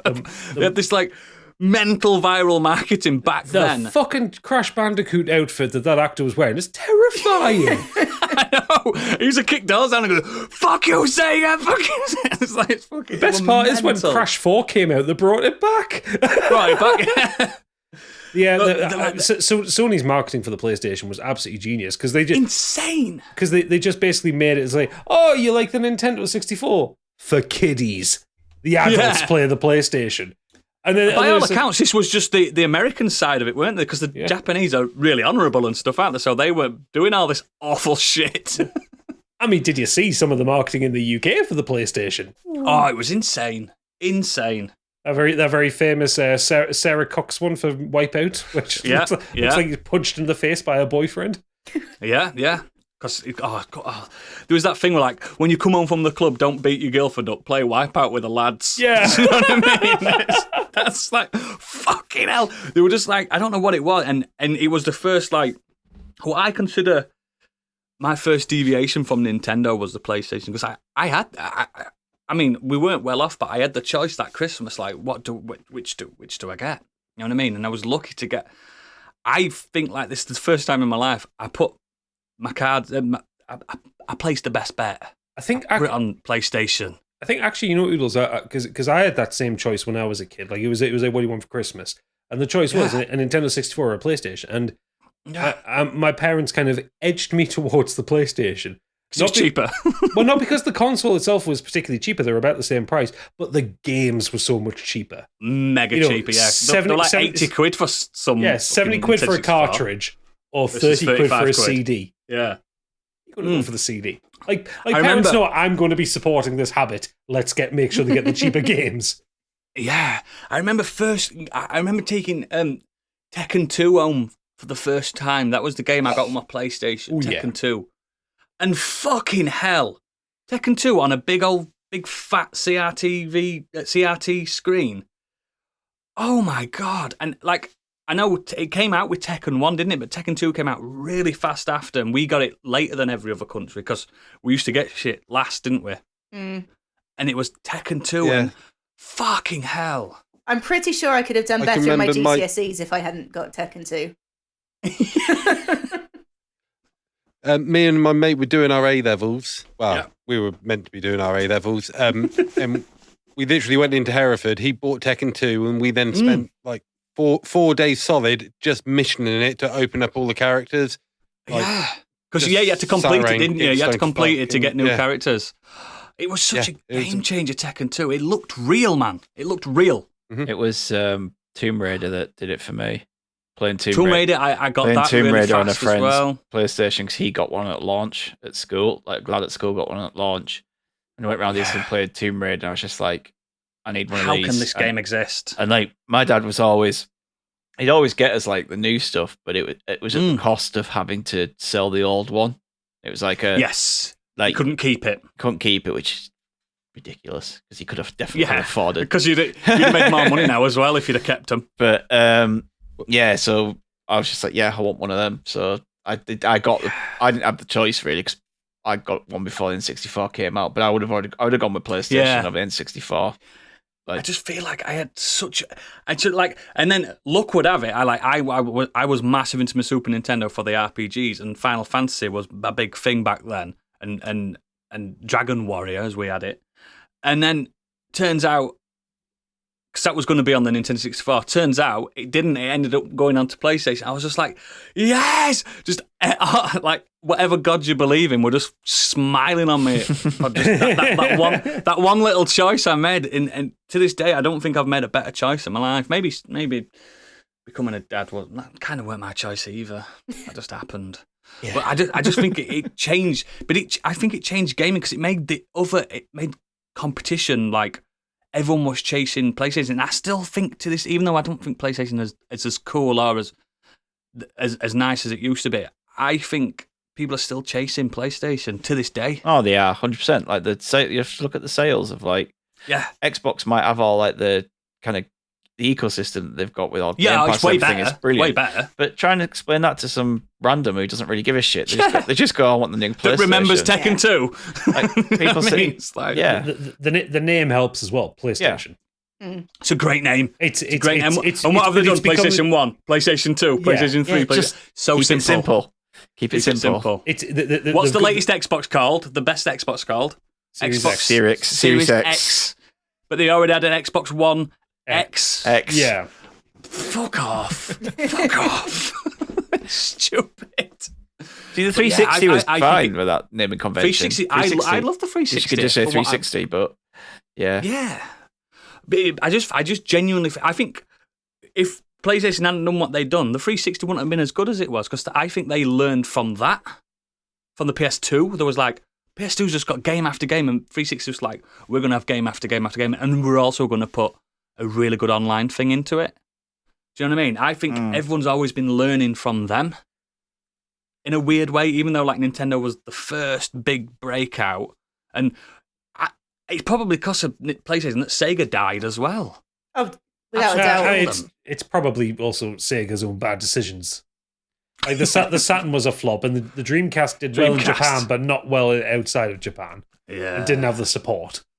Yeah, it's just if you look at the backlog, all the games that came out on PlayStation 1, you forget just how fucking impactful they were, and it's perfect timing as well because I was a teenager. Do you know what I mean? Or starting to become a teenager, getting into adolescence and stuff like that, and it was just perfect. I still think to this day, and it sounds weird, but I still think the console looks incredible. The little grey box, I think it looks lovely, mate. It looks like George Orwell 1984 style fucking box. I always coveted the matte black Net Eurosy one. Oh, that was stunning. My mate loved the Net Eurosy one that much. He got his PlayStation and fucking spray painted it black and it just chipped away. And fucking sprayed the laser and everything. But remember, again, chipping the PlayStation for pirated games, that was such a big thing as well. Yeah, it's the first time I knew you could do that. Yeah, we had that. Huge. Little spring. Getting a game for £1 off Pervy Pete in pub. Do you know? Put a normal game in to load it up. Press the open button. It had a little spring in to keep it going. Switch him round. Put him down.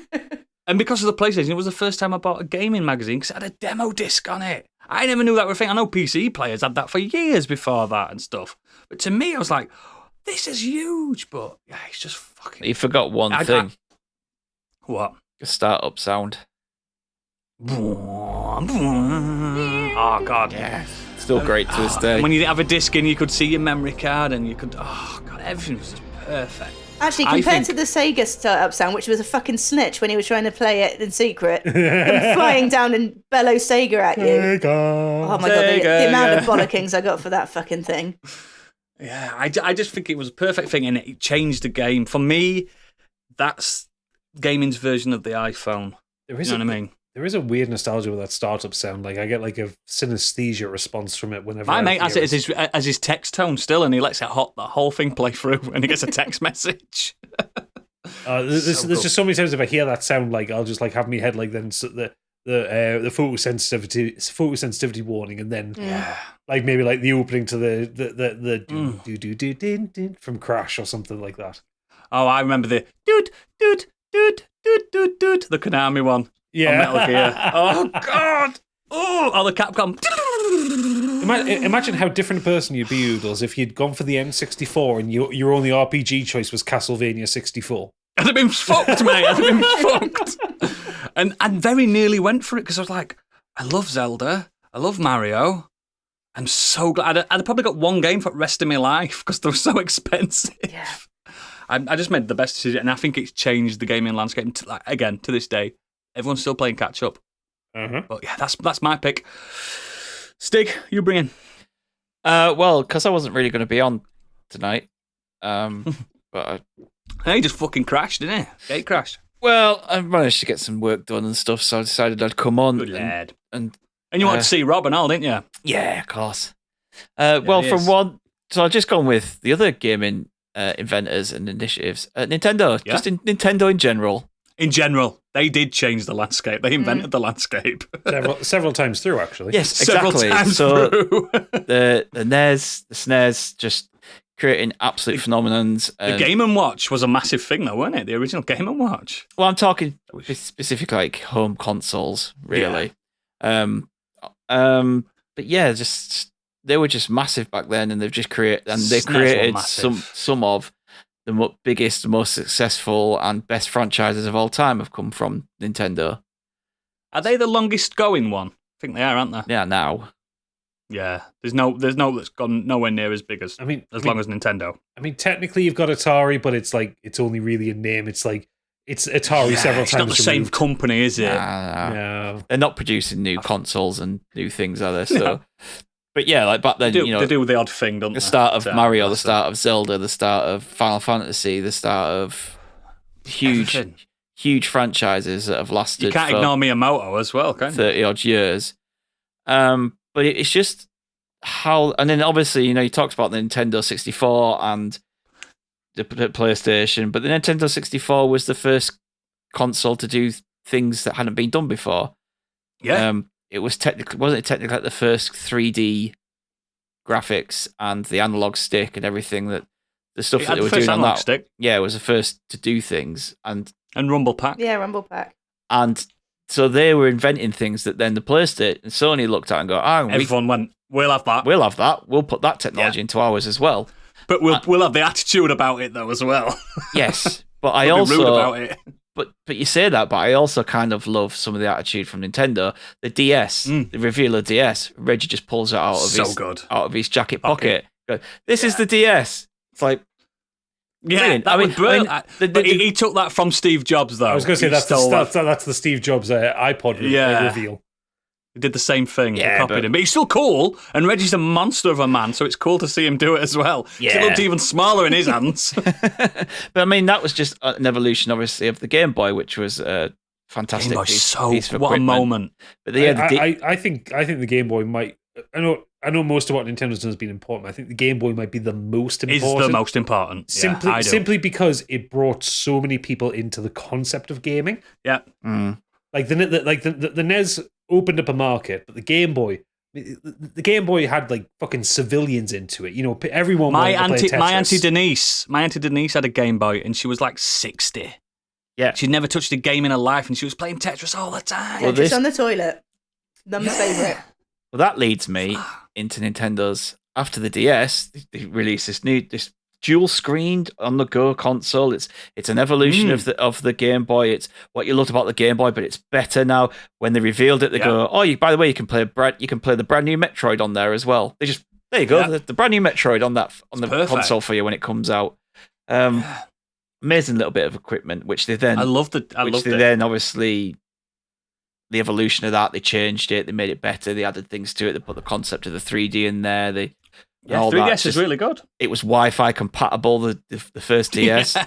It's the first, It I was. think it was the first handheld console to go properly Wi-Fi. Because before you'd have to obviously use cable. PSP. Or, I think PSP was the first. PSP had like Wi-Fi to play to player, not to connect to the internet. Oh, you could go into PSN network on PSP. Did you? Yeah, you think could you could download play games on PSN network. I'd have to look Wi-Fi. into I don't know that. which came out first. though. I'm The pretty sure DSi was the first online one. The DSi. Okay, we're gonna have to So look whichever this up. came out first, the PSP So- or the DSi. PSP came out in October 2004. 2004, and The DSi was the first. 21st of November. So I mean, they're more or less the same Yeah, time. the DSi had the DSi where you had to go into the eShop to download stuff, but the PSP also had PSN. Mm. You just forget. You just miss remembering. It's a lot to remember. Yeah, a We're bit of very Wi-Fi. drunk. Yeah, But we are. It doesn't matter anyway. The No, I still think the DS is better than PSP. The year mate. Not after- so much stupid. the year after, for all its faults that people don't like about it, they reinvented the game again, which made people stand up Yep. and listen and change the way Some they were doing exercise. things. And they brought out the Wii. They didn't bring out the Wii the year after. They revealed the Wii. Iwata came out basically. Again, he pulled it out of his jacket pocket. Yeah, he did. We were fond That's of where that they keep move. everything. Yeah, he pulled it out of his jacket pocket, and he's like, "This is the smallest home console ever, and we've got some exciting things about it. It's backwards It was so compatible. cute, though. Yeah, you cute can- looking console. You can play the it's GameCube backwards games. compatible with the GameCube GameCube. games, but not only that, you will be able to download all of Nintendo's back catalog. So that was like another thing that they're saying. It wasn't just the previous games that you owned. Virtual console was Yeah, insane. you could actually go and download the old games, the games on cartridges that weren't available on disc. You could now own that Yeah. on your new consoles. And not only that, when it came out, it's got motion controls, brand new thing for the gaming market. It got loads of people playing consoles, loads of older people. My mum would play bowling on the Wii Sports and stuff on it. Yeah. Nanans and stuff were playing Wii. Yeah, and it was a fad, and it made Microsoft go, hang on, we want our own version of that. Same Kinect with was so Sony. good, wasn't it? Kinect, Not. Kinect worked with some stuff. And the iToy was shit and all. Yeah, but that because you had to use the control. But the Kinect, there were some games on the Kinect that worked really, really well, but they weren't as good. But they were still No. Nintendo still made them sit up and Yeah, and think, made them change it. yeah, what can we do? Yeah, New yeah, things yeah. we can do. Yeah. Less said about the Wii U, the better. But the concept that they had there then led to the It Switch. built the Switch, didn't it? Yeah. The Switch, a AAA console that you can take on the go. Now My all-time there's a favourite fucking console as of invention. today. It's my all-time favourite console as of It today. isn't It's- just, it isn't the DS, isn't the Game Boy, isn't the lesser version of the one that you have at home. This is the better one you version of have at everything. home that you can pick up and take with you. You can play the AAA Nintendo games on the rooftop go. parties, At rooftop parties, yeah. basketball court. That's incredible. It's amazing, mate. Like- It's genuinely fantastic. Yeah, it might I be still like- think about the Switch and go, "Holy fuck! I've got 2 controllers on this one console already." It's Exactly. Like mental. it might be lagging Mental. behind the other one. It's lagging behind the PlayStation and the Xbox Who cares in about terms of graphics? front power. But, Sometimes it's about gameplay. Iwata even came out in that Wii conference and said, "It's all about horsepower." No, And you'll see that when this launches. And that's the same Yeah. with the Switch. It ain't about the horsepower. It's about what it can play and what it can do. And what it can play and do is actually incredible for this little tiny fantastic. rectangle. It's about It's 2 a inch. tablet. How thick is it? It's like 2-inch thick, if that. It's like Not Probably even an that. inch and a quarter. yeah, that thing there, and it's playing like Breath of the Wild, and Mario, and somehow Fucking managing to insane. get games like Doom Eternal playing on it. Like it's the stuff that little console's done, and it's just Nintendo have just been amazing throughout their whole career of reinventing the wheel. Now the next yeah, they console, have. we have no idea where they're going to go with, but they'd probably be stupid to not just do a better version Switch of 2. Switch. Yeah, Yeah, But- I think this might be the first full-on sequel they're going to do. yeah, but Apart from the DSs and stuff. who knows where Or they'll the go, SNES. go in the future with it. But I think Yeah. the Switch is too good of a thing for them to say, right, we're going to do if they came now and said, no, your next console's going to be under the TV, you can't take it anywhere. It's VR only. Unless they said, because we're bringing another DS out, but people don't want that. I think the Switch, An all-in-one. yeah, but the Switch has actually got other companies looking at it. The Steam Deck is clearly born from Yep. the Switch. What can Yep, we do now? And all this new Azos, they're doing ones, and there's other companies. They're all Yeah. doing their own little Neos and stuff like yeah, that. how does it? And it's all born from what the Switch did. So yeah, It's the best console I've ever owned by far, and it's the most used console I've ever done in my life. yeah. I have owned every single Nintendo console apart from the N64 because I just couldn't. I was a kid, I couldn't afford it, and my mate had No one. one could afford it. Yeah, but my mate had one, so I went to just go play on his and Yeah, enjoyed it through him. Same. And they've It's always only the Wii U I've never played. I've never even touched a Wii U in my life. the Wii U had some good ideas, but they just marketed it and just left it to die. I've never seen one in the wild, mate. I've never seen one. The Wii U was good. I liked it. It just they didn't do anything with it. Yeah, That's the problem. The Switch was born from the Wii U's The controller yeah. idea, I think, and that's where you kind of got to praise the Wii U. The Wii U Thanks Wii U for that. the Wii U tablet controller was actually surprisingly nice to use. Yeah, Was it? Did it feel good? yeah, it Was wasn't good, like- uncomfortable. Yes, Yeah, not heavy in anything. Nintendo that controllers was a are nearly novelty, always like good. at the time picking that up. Not the N64 candy. I thought the N64. that was- that was alright. N64 controller was fucking I like horrendous. that. I've only got 2 hands. I need 3 hands for that I bastard. didn't I know, but you understand just it. hold it in the middle. Stalks. I actually, I have to say, I can't remember one occasion where I put my hand on like both sides. It was always in the middle, but it was comfy though. Yeah. I think the Sorry. GameCube controller's comfier. Yeah, I've been rambling, but Nintendo changed the Nintendo- gaming landscape. Is Still do. You're right. They are Is the there daddies. Is there an argument that what Oodles was telling us about the price point of the PlayStation that leads to the cheaper availability of games, which then everyone's then into games, so then Nintendo Probably. can run with that innovation. So you Probably. don't get one without the other, almost. I think they're all tangentially linked. Do you know what I mean? Yeah. They're all feeding off each other. Like there was the moment where Xbox were winning, the 360 generation. They were conquering. I loved the 360. I'm not an Xbox guy, but I loved it. That was all Call of Duty and FIFA. That. But it worked for them. Oh, yeah, they had absolutely. the best online Yeah, integration and I've the ever amount of Call of seen. Duty Ever. I played on the 360 is ridiculous. Yeah, even I played Call of Duty on that, and I don't play Pretty sure I Call of nearly Duty. wore out my Modern Warfare disc. Yeah, well, I went Warfare through 2. so many Xbox 360 controllers. You know, the nubbit, the analogs. I nubbed them out. But I do think it's fair to say that like Nintendo have looked because They're they the daddies, they aren't tried they? to go with the N64 and the GameCube. They tried to go neck and neck with PS2 and Xbox, Couldn't do it. and they just couldn't do it. At that point, I think yes, the games are great, but people at that point were looking at power and graphics, Yeah. and they probably just went, "Why don't we just do what we're good at? We'll do our own separate thing, Yeah. our own inventive thing, and that's what bring people. That's what will bring people Yeah. over. We offer I the agree. different side of gaming." Yeah. And it worked. I agree, mate. I think Again, I the think also- Switch is the best console I've ever owned. I think Ever. also the N64 just didn't have the third-party support. Like a lot of the No. third-party games for the N64 were shite. Yeah. And the ported stuff was crap though. Like, in the Resident Evil games, like terrible on it. No, Resident Evil 2 is a masterpiece I thought that was on 64. I don't know how they did it. It's witchcraft that they got 2 CDs down to fucking 64 With FMVs. megabytes. Oh, that's it then. With- Sorry, I was thinking With FMVs on it Going as around, well. yeah. Resident Evil 2 on 64 is probably the best version, in my opinion. It's fantastic. They've got they've got loads of like added bonuses to it and stuff that Yeah, no I other suppose, version had. Fantastic. although GameCube did have Twin Six as well. Oh, yeah. Why not backflip and kick a rocket out of the air? Why not?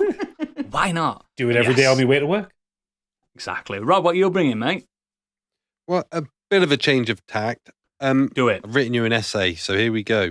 I'd like go. to take you back, all the way back to the days when the internet was still too scary to trust with your card details, when the World Wide Web was like outlaw country, and if you did have access to it, it was reliant on whether or not your nan rang you to tell you about someone else who you didn't know or care about had died. So, jump in the time machine, and like Jarvis Cocker sang, let's all meet up in the year 2000 for Metallica versus Napster. What a moment in history. Oh, I love this. I love this. So, this was a legal battle between the heavy metal legends and the file sharing service in 2000. The band sued Napster for copyright infringement, claiming that the platform was allowing users to illegally download and share Metallica's music without permission. The case was highly publicised and sparked a widespread debate about the legality of file sharing and its impact on the music industry. Metallica's stance on this issue was seen by some as a defence of intellectual property rights, while others criticised the bands for being out of touch with the changing nature of music distribution in the digital age. It was also a bit hypocritical because if you look at the impact of like tape sharing and stuff in the 80s that helped Metallica to build That's how up they this massive fan started. base.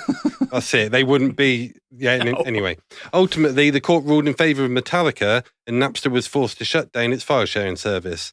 Yep. The case set a precedent for future legal battles involving online piracy and copyright infringement, and many other music artists followed in Metallica's footsteps in suing various file sharing platforms. They did. At the time of the case in 2000, the global music industry was worth around $40 billion a year. In 2020, it was $21 billion, and most of that comes through streaming.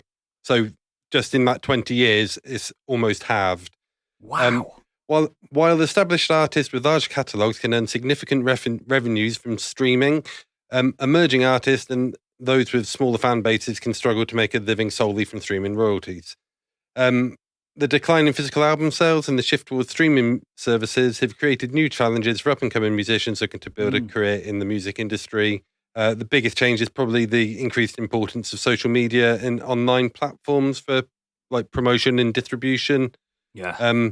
Artists now have they have access to stuff like the social media and the Spotify and YouTube. They all allow them to reach new audiences, build fan bases, and promote their music. But then that's time that's taken away from actually creating the music in the first place. Another big change is like this recently, last sort of 10 years or so, 10 years, the rise of like independent music labels, DIY strategies, that sort of thing. Lots of not quite home recording, but musicians are doing everything themselves. You don't need a big setup anymore, do you? No, that's it. And then there's all these different independent labels that offer more artist-friendly contracts and a greater degree of creative control. I wish. I'm just in the process of setting up a little micro label to put out some music that I think is pretty cool. So at the end of June, I'm going to be putting out the third EP from Alvin and the Angry Barrels, which is my brother's band. And if you listen to Records and Band podcasts, they do the theme tune for that. Yes. So I'm going to be setting up a little record label to push that. But do you want a northern French rapper? Yeah, because we know just the guy. His name's Biggie, and he's really good. He's really good at rapping. It has to be news related, but he's looking for a label. Trust me. Basically, we'll send him your way. I'm his manager, you see. Yeah. Basically, I think that whole Napster versus Metallica thing, it kind of kickstarts everything to where we are now. If we don't have that, we don't get the 99 pence a song model that Apple take on with the first round of iTunes. We don't then go into Spotify and paying X amount per month for your music service, your music streaming. And if we're not paying £10 a month for Spotify, the Netflix think, we could charge them £8-10 a month for TV as well. So does modern media consumption go all the way back to that lawsuit?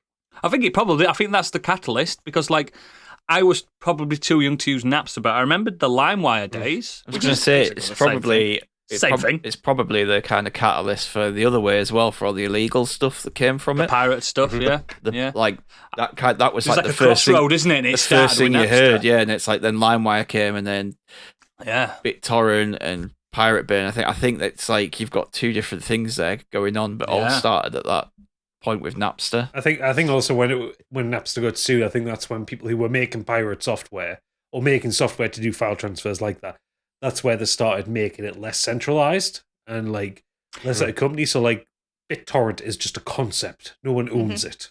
No one owns it, and they made it more anonymous, didn't they? Yeah, so you can't kind of sue BitTorrent for piracy. Get anyone. Yeah, exactly. I think it goes two ways. I mean, the current model now, which people like to call it a Netflix model, but it's just the easiest way to describe it, isn't it? You're paying for a subscription. You don't own anything. It's like Blockbuster Plus, isn't it? You're just renting things on the fly for £10 a month. I kind of like that as a man that doesn't like clutter anymore, but I can imagine me 20 years ago when I loved my CD collection, and I would have, and I mean, I did queue up for Saint Anger by Metallica. I wish I'd not, but I loved CDs, and I back then I'd have gone, this can't happen. But if I'd have embraced it earlier, I think things would have been better for me. I just think it would have been a nice environment, because I was so stuck in my ways where I only liked what I liked because I had to go out and buy that CD. Now I think the album's I think the album's dead now. No, I don't think the album's dead. I think the album. No, I don't think it is either. I think we're. I think it's definitely we live in a singles generation now. Well, we're having a big vinyl resurgence. Yeah, hand that's up if you're a vinyl wanker. Hello. I've got vinyls. But I think it was like last year was the first time that vinyl had outsold CDs for like 30 years or something. Yes. But one thing that I've found, and obviously I'm very music centric because that's all we talk about on the podcast. But one thing that comes up a lot on records and bands is like the concept of selling out. So as a Generation X cliche, that whole like you don't sell out, you don't put your stuff on adverts, you don't go out of your way to market yourself. You have to do that now to just get heard. To make money. Need to be well, not even to make money, just to be heard. Like you need to be sending your song to 60, 70, 100 different people on Spotify on the hope that they might include it on their playlist.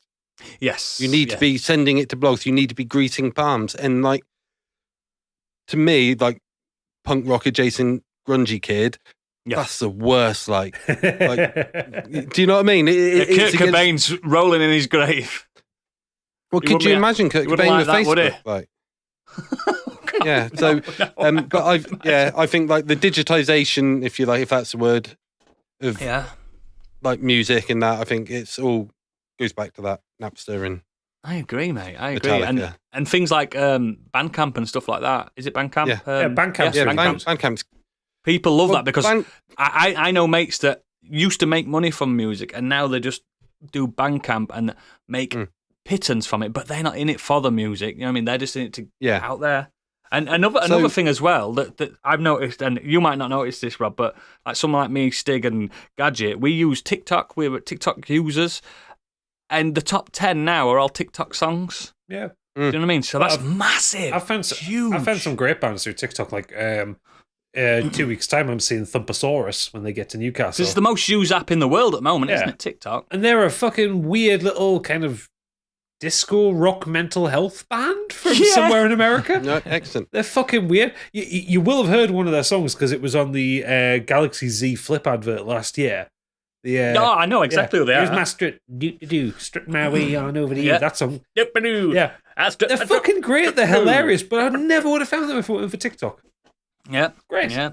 It's mad. So the plan with this little record label that I'm setting up is that obviously I'm going to put out my brother's EP. They're going to keep all the digital stuff, and then we're going to split physical sales, CDs and stuff like that. Yeah, it's perfect. And then and we're literally starting with 150 quid to get the CDs made. Yeah. And then whatever we make at the end of the project, once all the CDs are sold, I then roll that into my share of that. I roll that into the next project. So we're not talking a lot of money, but just enough to, the passion will get you through as well. Exactly. So this first project might generate enough money to get another artist that I like a day in the studio to get something made. And then we can reset that 150 quid and go again and then just keep rolling just for the sake of the music rather than, we're not going to make millions from it. You can't, but we can get some good music out there to people that wouldn't hear it otherwise. So that's the plan. And you can, here's a plug now then. So that's all going to be at losthikerrecords.com. There you go. We'll let you do that again at the end as well, mate. You get another stab at the that's plug. Good enough. Cheers. Brilliant. This man. Candy. Well, actually, I'm just going to carry on this conversation because mine was just streaming media in general. So perfect. Keep it going. Spotify was one of them. So we'll move away from music then and then head towards like the Netflix generation and everything. And just what a change it has made. It was mentioned before, space. I saw it on Twitter the other day. They called it Genflix. Genflix, I like that. But yeah, I mean, for better, for worse, obviously it has its down points and everything, but there hasn't been a week gone by where we've all seen something at the cinema, where we haven't just streamed something or watched something True. on Netflix and everything. And in some ways it is a shame because physical media is a lost art. There is a lost art to, opening a a new book or a new cover and seeing the artwork and everything. But I think actually, you mentioned vinyl wankers, but actually it's, like you said, they've outsold CDs, and the majority of people buying vinyl... It's because it sounds better, mate, trust me. But the majority of these people don't have vinyl hear a players. They difference. don't have anything to play it on. They're just buying it literally because it's a collector's edition kind of thing. So there are still out there, if you're a fan of whatever it is, you will I've go... bought vinyls that I've not opened because I just want them. I just want them. Exactly. There's also something nice, if it's something you're particularly passionate about, to own a physical version of it. Mm-hmm. Absolutely. I've got every Prince vinyl that I could possibly find just because I want every Prince vinyl. But you know who It's does. about jumping all over There's the more out candies there. thing. It's like, for me, the vinyl is very much about the ritual. So I'm going to go and get it out of the box and open up and take out the record and put it on, and then I'm going to sit down and I listen to it from start to finish. Start to finish, yeah.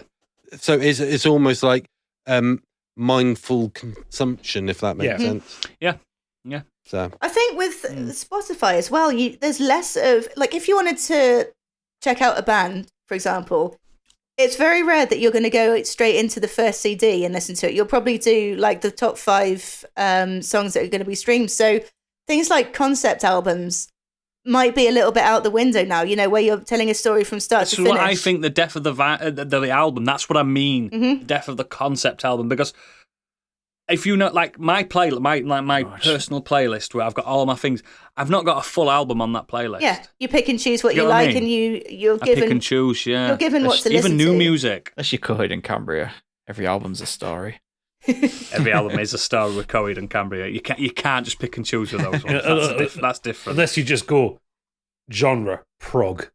Yeah. Then you don't know when one song begins and ends. That's the problem. Oh, it's a beautiful mess of notes. I will say one do you thing. know A Boat on the Sea by Moron Police? Oh, yes! Another Moron Police convert. I love that What album. an album that is. What an album that is. It's like one of the best. Like, I only heard it last year, and I think it's one of the best records I've heard in the last... It's fucking Gadget's incredible. Gadget's mentioned it a few times. it's so good. So So I described it as walking getting married into now. a really shitty arcade. Oh, really? Like a just got that, Skegness? yeah. But like some of it sounds like they've ripped off like the theme from Smash Brothers, and some of it sounds Really? like yeah, it is. It's like video game It's just prog. brilliant, but Well, I'm the concept intrigued. of it is there's like this real environmental undertone to the whole lot as well, and it's right up my street, and I just fucking love it. But the drummer passed away, didn't he, a couple of years ago? The car last year? crash, yeah. Yeah, That's awful. He yeah, was only like But, 30, yeah. 34. Oh god. yeah. Oh, so So, young. yeah. Oh, so super young. And super talented. Like when you listen to that album, like that drummer was incredible to just keep up with the Yeah. bullshit that they were putting out. Neil But Peart yeah, levels such of a good- drumming.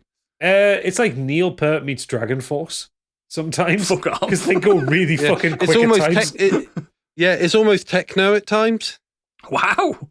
Yeah, like drum wise. I am intrigued. I'm gonna put that in my Spotify. I don't right know if now. you know the closest thing I can think is for a comparison is if you think of like really early therapy stuff. Yep. Yeah. Just like yeah. with like the real techie stuff with like real techno influence to it. Like yeah. Okay. And I've jumped all over Candy again. Sorry. No, it's absolutely fine. No, I'm glad to She loves keep the this shit. She conversation loves going. it. But I mean, yeah, like I said, for better for worse, with streaming media, one thing it has taken away is being able to own things. And when it comes to series and films, there's not anything like a vinyl that you can collect per se. I mean, some of these things will be released on DVD, but it's rarely, or Blu-ray. It would rarely be a sort of collector's edition type thing. It would rarely be an experience of opening it, like the ritual of the vinyl, like you mentioned.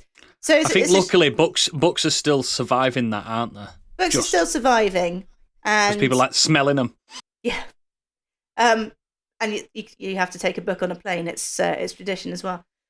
But yeah, it's something like absolutely changed the scenery. There's no, I won't sort of. There's no point harping on about it because we all know how much we use streaming media. So yeah, I genuinely think I wouldn't be able to survive without my Spotify anymore. Mm-hmm. If I lost, I'm tightest man on planet, but I still pay full $14.99 for me and the wife to have Spotify together, and my playlist is like sanctity for me. It's holy. It's my scriptures. Do you know what I mean? It's me. It's everything that encompasses me, and it's not public. It's my private one.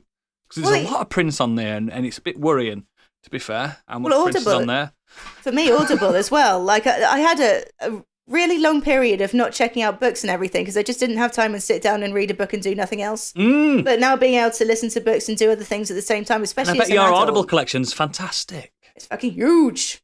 Not as big as probably Gadgets and Stigs. Them two love it. Audible on that. I don't know. It's pretty big. I've only got about 24, 25 on Audible. All right. Actually, I only started using Audible this year. My book collection, however, is getting ridiculous. The library. It's not so much a library, but I worked out my to read pile occupies like 4 different rooms in the house. I have books all over the fucking shop. It's driving Pip mad. Just going to kill me. See, Cool. I'm still Go on, an advocate for some physical, and I'm trying to whittle these down to just get rid of them because that's just a collection from years and years of DVDs and Blu-rays. But I still, as much as great as streaming is, an advocate for keeping physical media of the stuff that you love. Do you know what? You can't find if you love everything. buy it. You can't find everything on streaming service, and you can't, even if you buy it and add it to a digital thing, it might go away one day. It might go away one day. It might get lost, or you can't actually technically hand that down.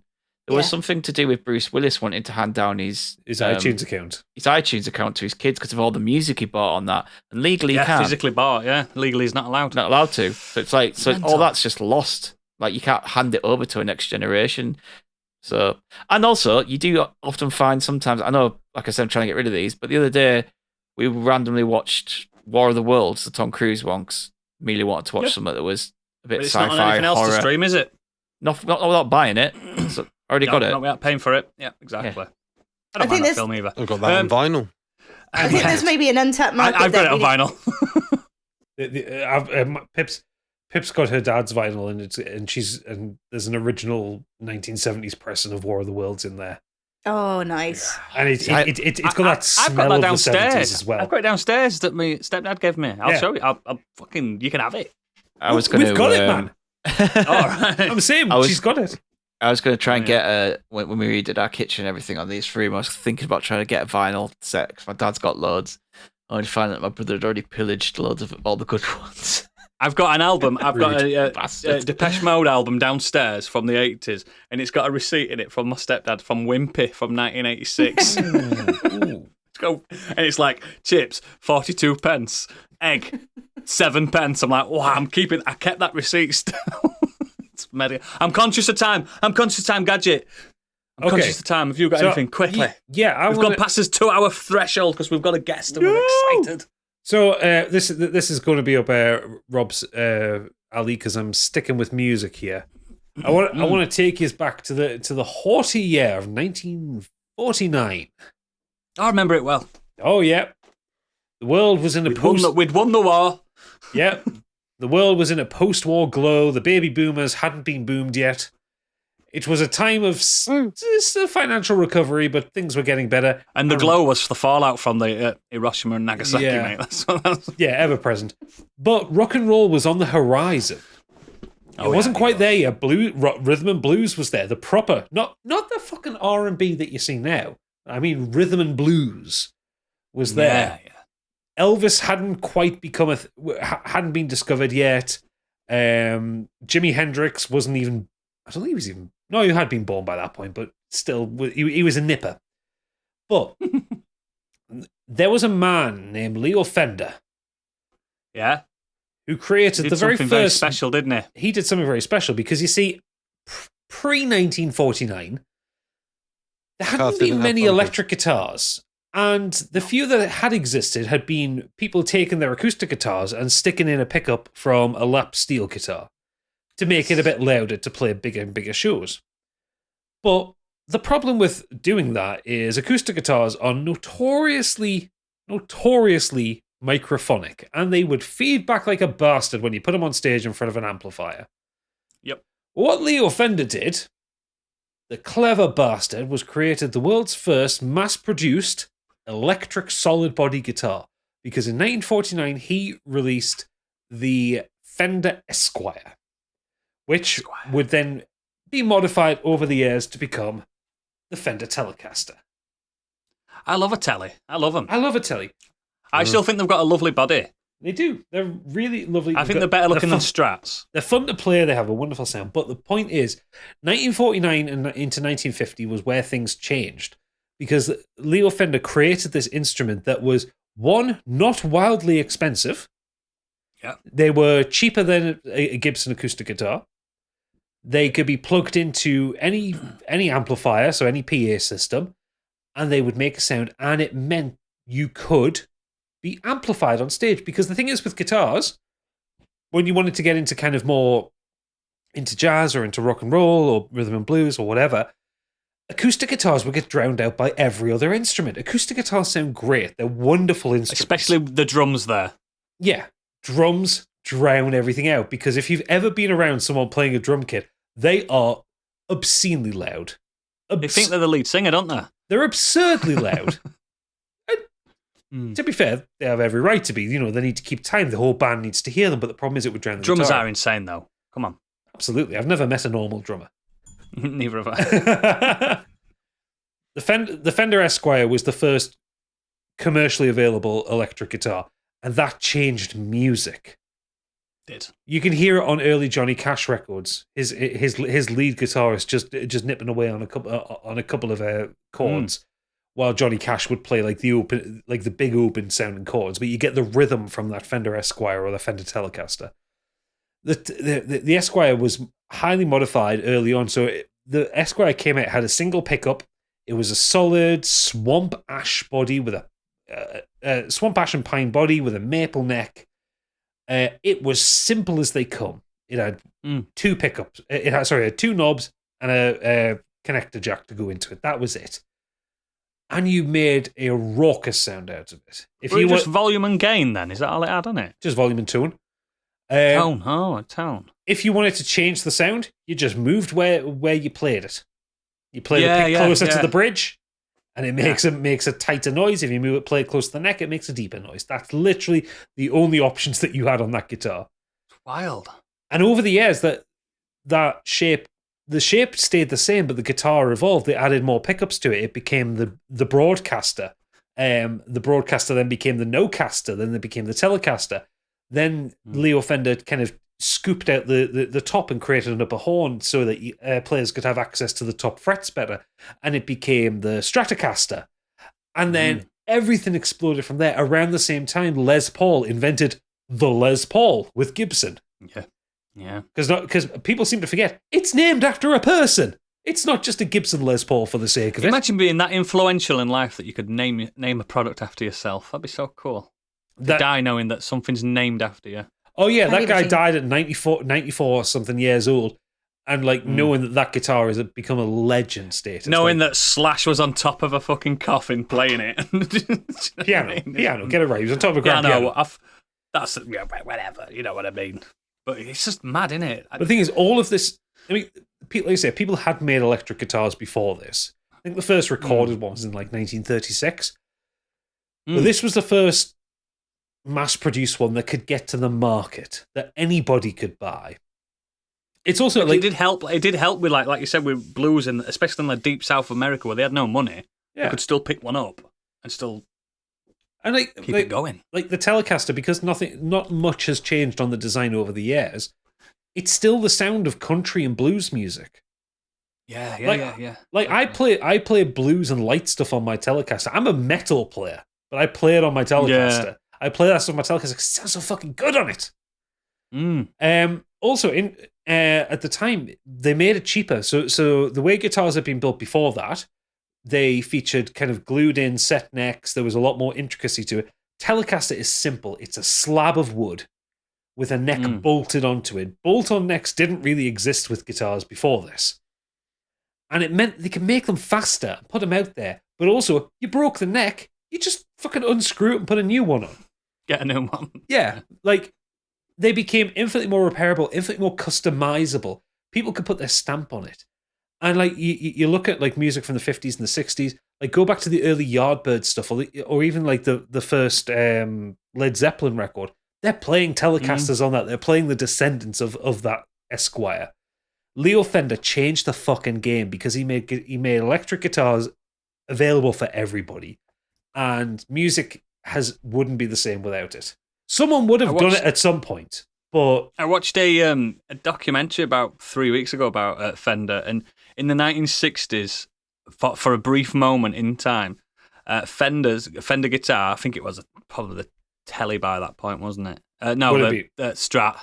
Strat was out in the 60s. What one of them was the most stolen item on the planet for a brief moment in time because people used to just go in and nick them. Yeah, that would have been Fender Strats. Yeah, for one and then after that, since then, the record of the most stolen items, the Rubik's Cube, believe it or not, the most stolen item in the world, a recorded stolen item. Yeah, the Rubik's Cube. People get nicking them. I was watching it on a YouTube the other week. It's probably more than that. It's probably money now, isn't it? Most stolen item. Souls. The other thing when it comes to like the electric guitar, when you can actually plug that in and you know you're going to get a stable sound from it, that then promotes like it changes the dynamics of the instrument. Well. So then the player can just go off, and the boundaries that he can take that are so vaster than even using with feedback into the guitar. Feedback from the amp into the music and stuff like that. It's crazy. Love it. Yeah, and so whether you want to talk about Clapton and Jeff Beck and the Yardbirds or Hendrix or what's the name, Greenwood from Radiohead, now you wouldn't have that had it all falls back to the same space, if that makes sense. So just for comparison, and this is as an example, a 1949 Fender Broadcaster or Esquire prototype. So this is before it hit mass production. Yep. One of them sold recently at I think Christie's for $375,000. That's that daft auction that they're doing, isn't it? That's silly money auction. Yeah, but like that's how influential. Like people are willing to pay that much. I mean, obviously it's not a celebrity one. Like yeah, it's just one, isn't it? It's just one that's existed. Yeah, like Dave Gilmour's Black Strat went for millions. Highest instrument ever sold. The fact that a kind of factory prototype can go for $375,000 shows how historic this is. And that's more than some cars. Yeah, some historic cars. Yeah. But like I love my Telecaster. It's one of my favorite guitars. They're beautiful instruments. And I've got what color? Because it's a bit weird with it. Is it sunburst? No, it's not. Is it orange? No, it's like blood orange. Orange, is it? Yeah, lovely. Very 70s. Can't tell with camera. Yeah, mine's a 70s custom style guitar, and it's got a 70s look to it. Yeah, the only guitar I've got, I stole off a homeless man. So there you go. See, stolen guitars. Stolen guitars, most stolen thing. I mean, excellent. I mean, like I say, I love that Telecaster. It's not my favorite guitar ever. I mean, I've got my Les Paul behind me somewhere, but I've got a Strat, I've got a Telecaster, and it's just like all these classic guitars are just it's what made music. I think that's my favourite's Schecter, but we wouldn't have Schecter without that. Well, your favourite Schecter is just because they did the custom work for Prince. Shut up. It's still. I still want that sperm guitar that he had. I know you do. I can't. Oh, fucking come on. But yes, have we got any feedback at all? We do. We have a few of them. Starting off with Enflem. He says the invention of the mouse, and I'm not talking about the little squeaky one with 4 legs and a tail. Yeah, that was evolution, pal. No one invented that. So you want to thank IBM probably for that because they had the original idea, but Steve Jobs stole it and put it on the Apple Macintosh. Really? Is that what happened? Yeah, he went on a tour of the IBM offices. I'm having that. Yeah, so a graphical user interface using a mouse. He's like, hell, I'm going to put that on the Mac. Love it. I love old-fashioned mice. I think they look incredible, mate. It's the Amiga mouse for me with those two big buttons. The two buttons. Yeah, I love it. It's fucking stunning, man. It's like I just want to click you all day. Click. Satisfying micro switch action. Oh yeah.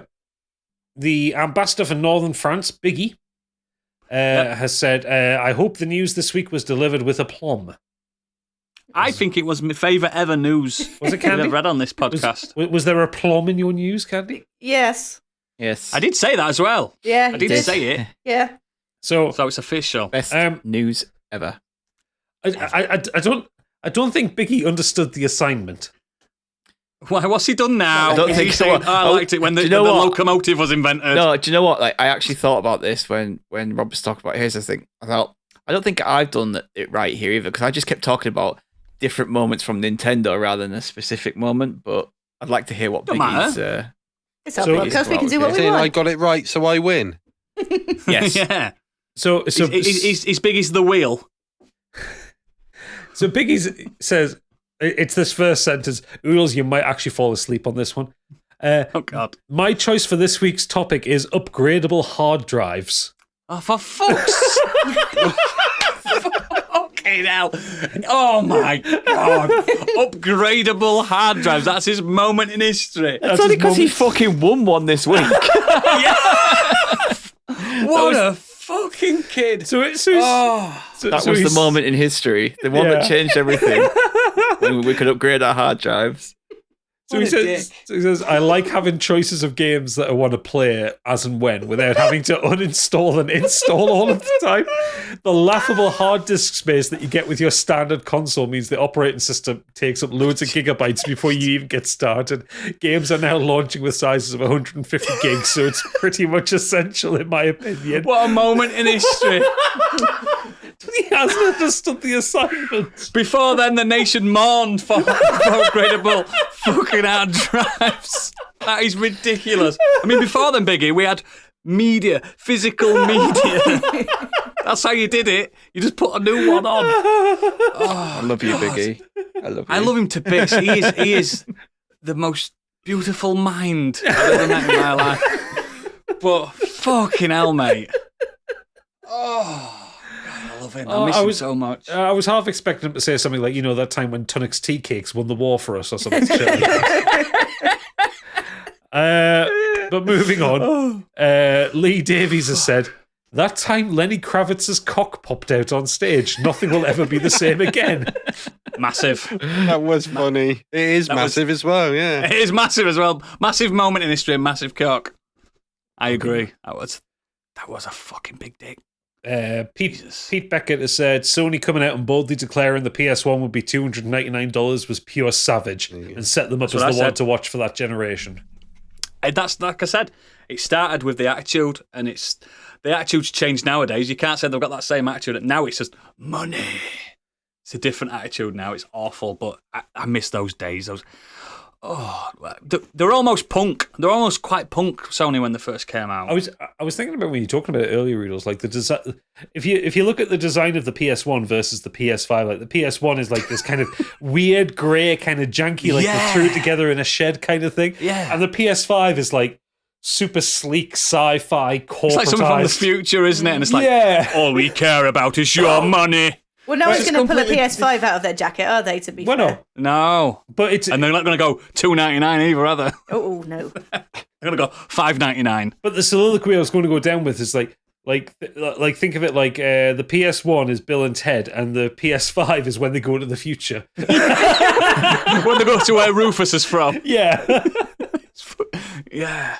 Oh, God. Zenos said, I don't know what to suggest this week. There's a lot of options, but I guess the invention of the microchip and the proliferation of the internet. Those are probably the biggest two. Fair call. Nowhere near as big as the upgradable hard drives. No, Nowhere near as upgradable big. hard drives. Nowhere That's- near as big. that's- Lenny Kravitz's cock. I think those two are tied for the most massive. Huge. Fucking Biggie. Oh, it's so funny. Last up, Any we more? have Nimrod Hicks. I did have a think, but I couldn't think of much. I guess the proliferation of mobile phones was transformative in my lifetime, and the internet. Yeah. The internet was pretty fucking special, because without that, we wouldn't be here talking to you and wasting your time. And Biggie wouldn't Is have that won all his the feedback? Biggie wouldn't have won his extendable hard drive without the internet. That's honestly the best thing I've read this year. Just in terms of phones in society, could an argument be made that like the worst moment is when they put the selfie camera on the iPhone? Pretty bad, wasn't it? Pretty bad moment, because Actually, Until then, cameras looked outwards, and now all of a sudden cameras are, that was the death of privacy. now No, cameras is that look the rise inwards. of the birth of narcissism? Oh, I don't know. I think that was in the I quite like ancient Greeks. That like being able to take a selfie, like where you can see. Yeah, like, you do. Rather than just going like with an old disposable, you'd be like hold out in front, take a picture, and hope for the best. And now, like if you want to take a and it was picture of just your like kids your or somewhere, forehead. you just kind of like hold it out. Like here's us two doing something. You remember on your feature phones before they had selfie cameras, you have like this tiny little mirror on the back of them next to the camera. Does no one remember trusting a stranger with your camera to take a picture of you? Fuck that.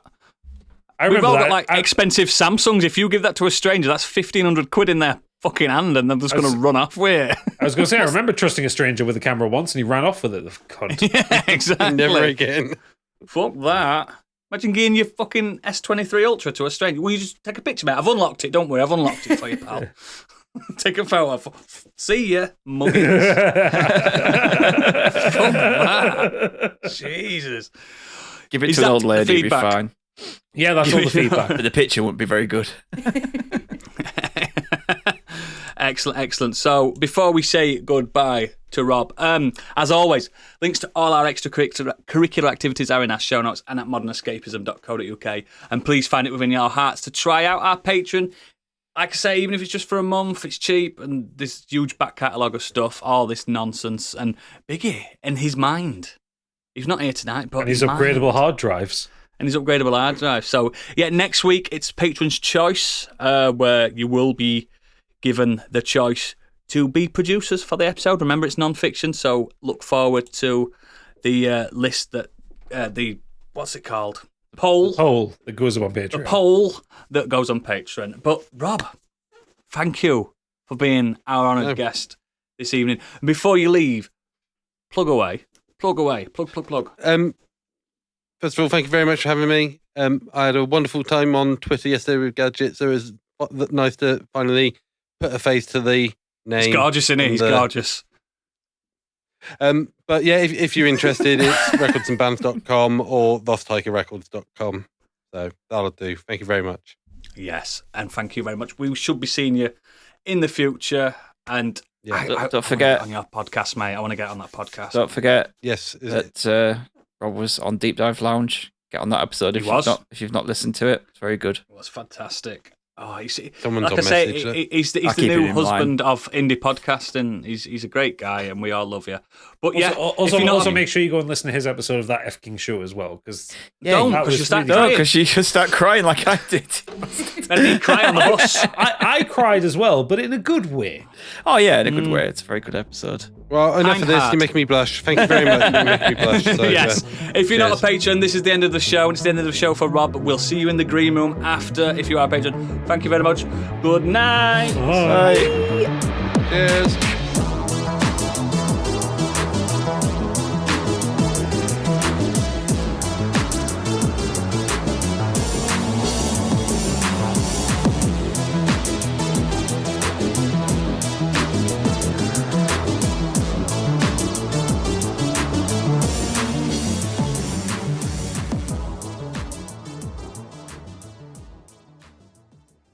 I'm not hungover. It's weird. It's weird not being on this show and not being fucking like that. I had an afternoon hangover yesterday. It was horrible. That's because you got pissed on fizzy wine and fell asleep through the coronation. I was shit-faced by 11.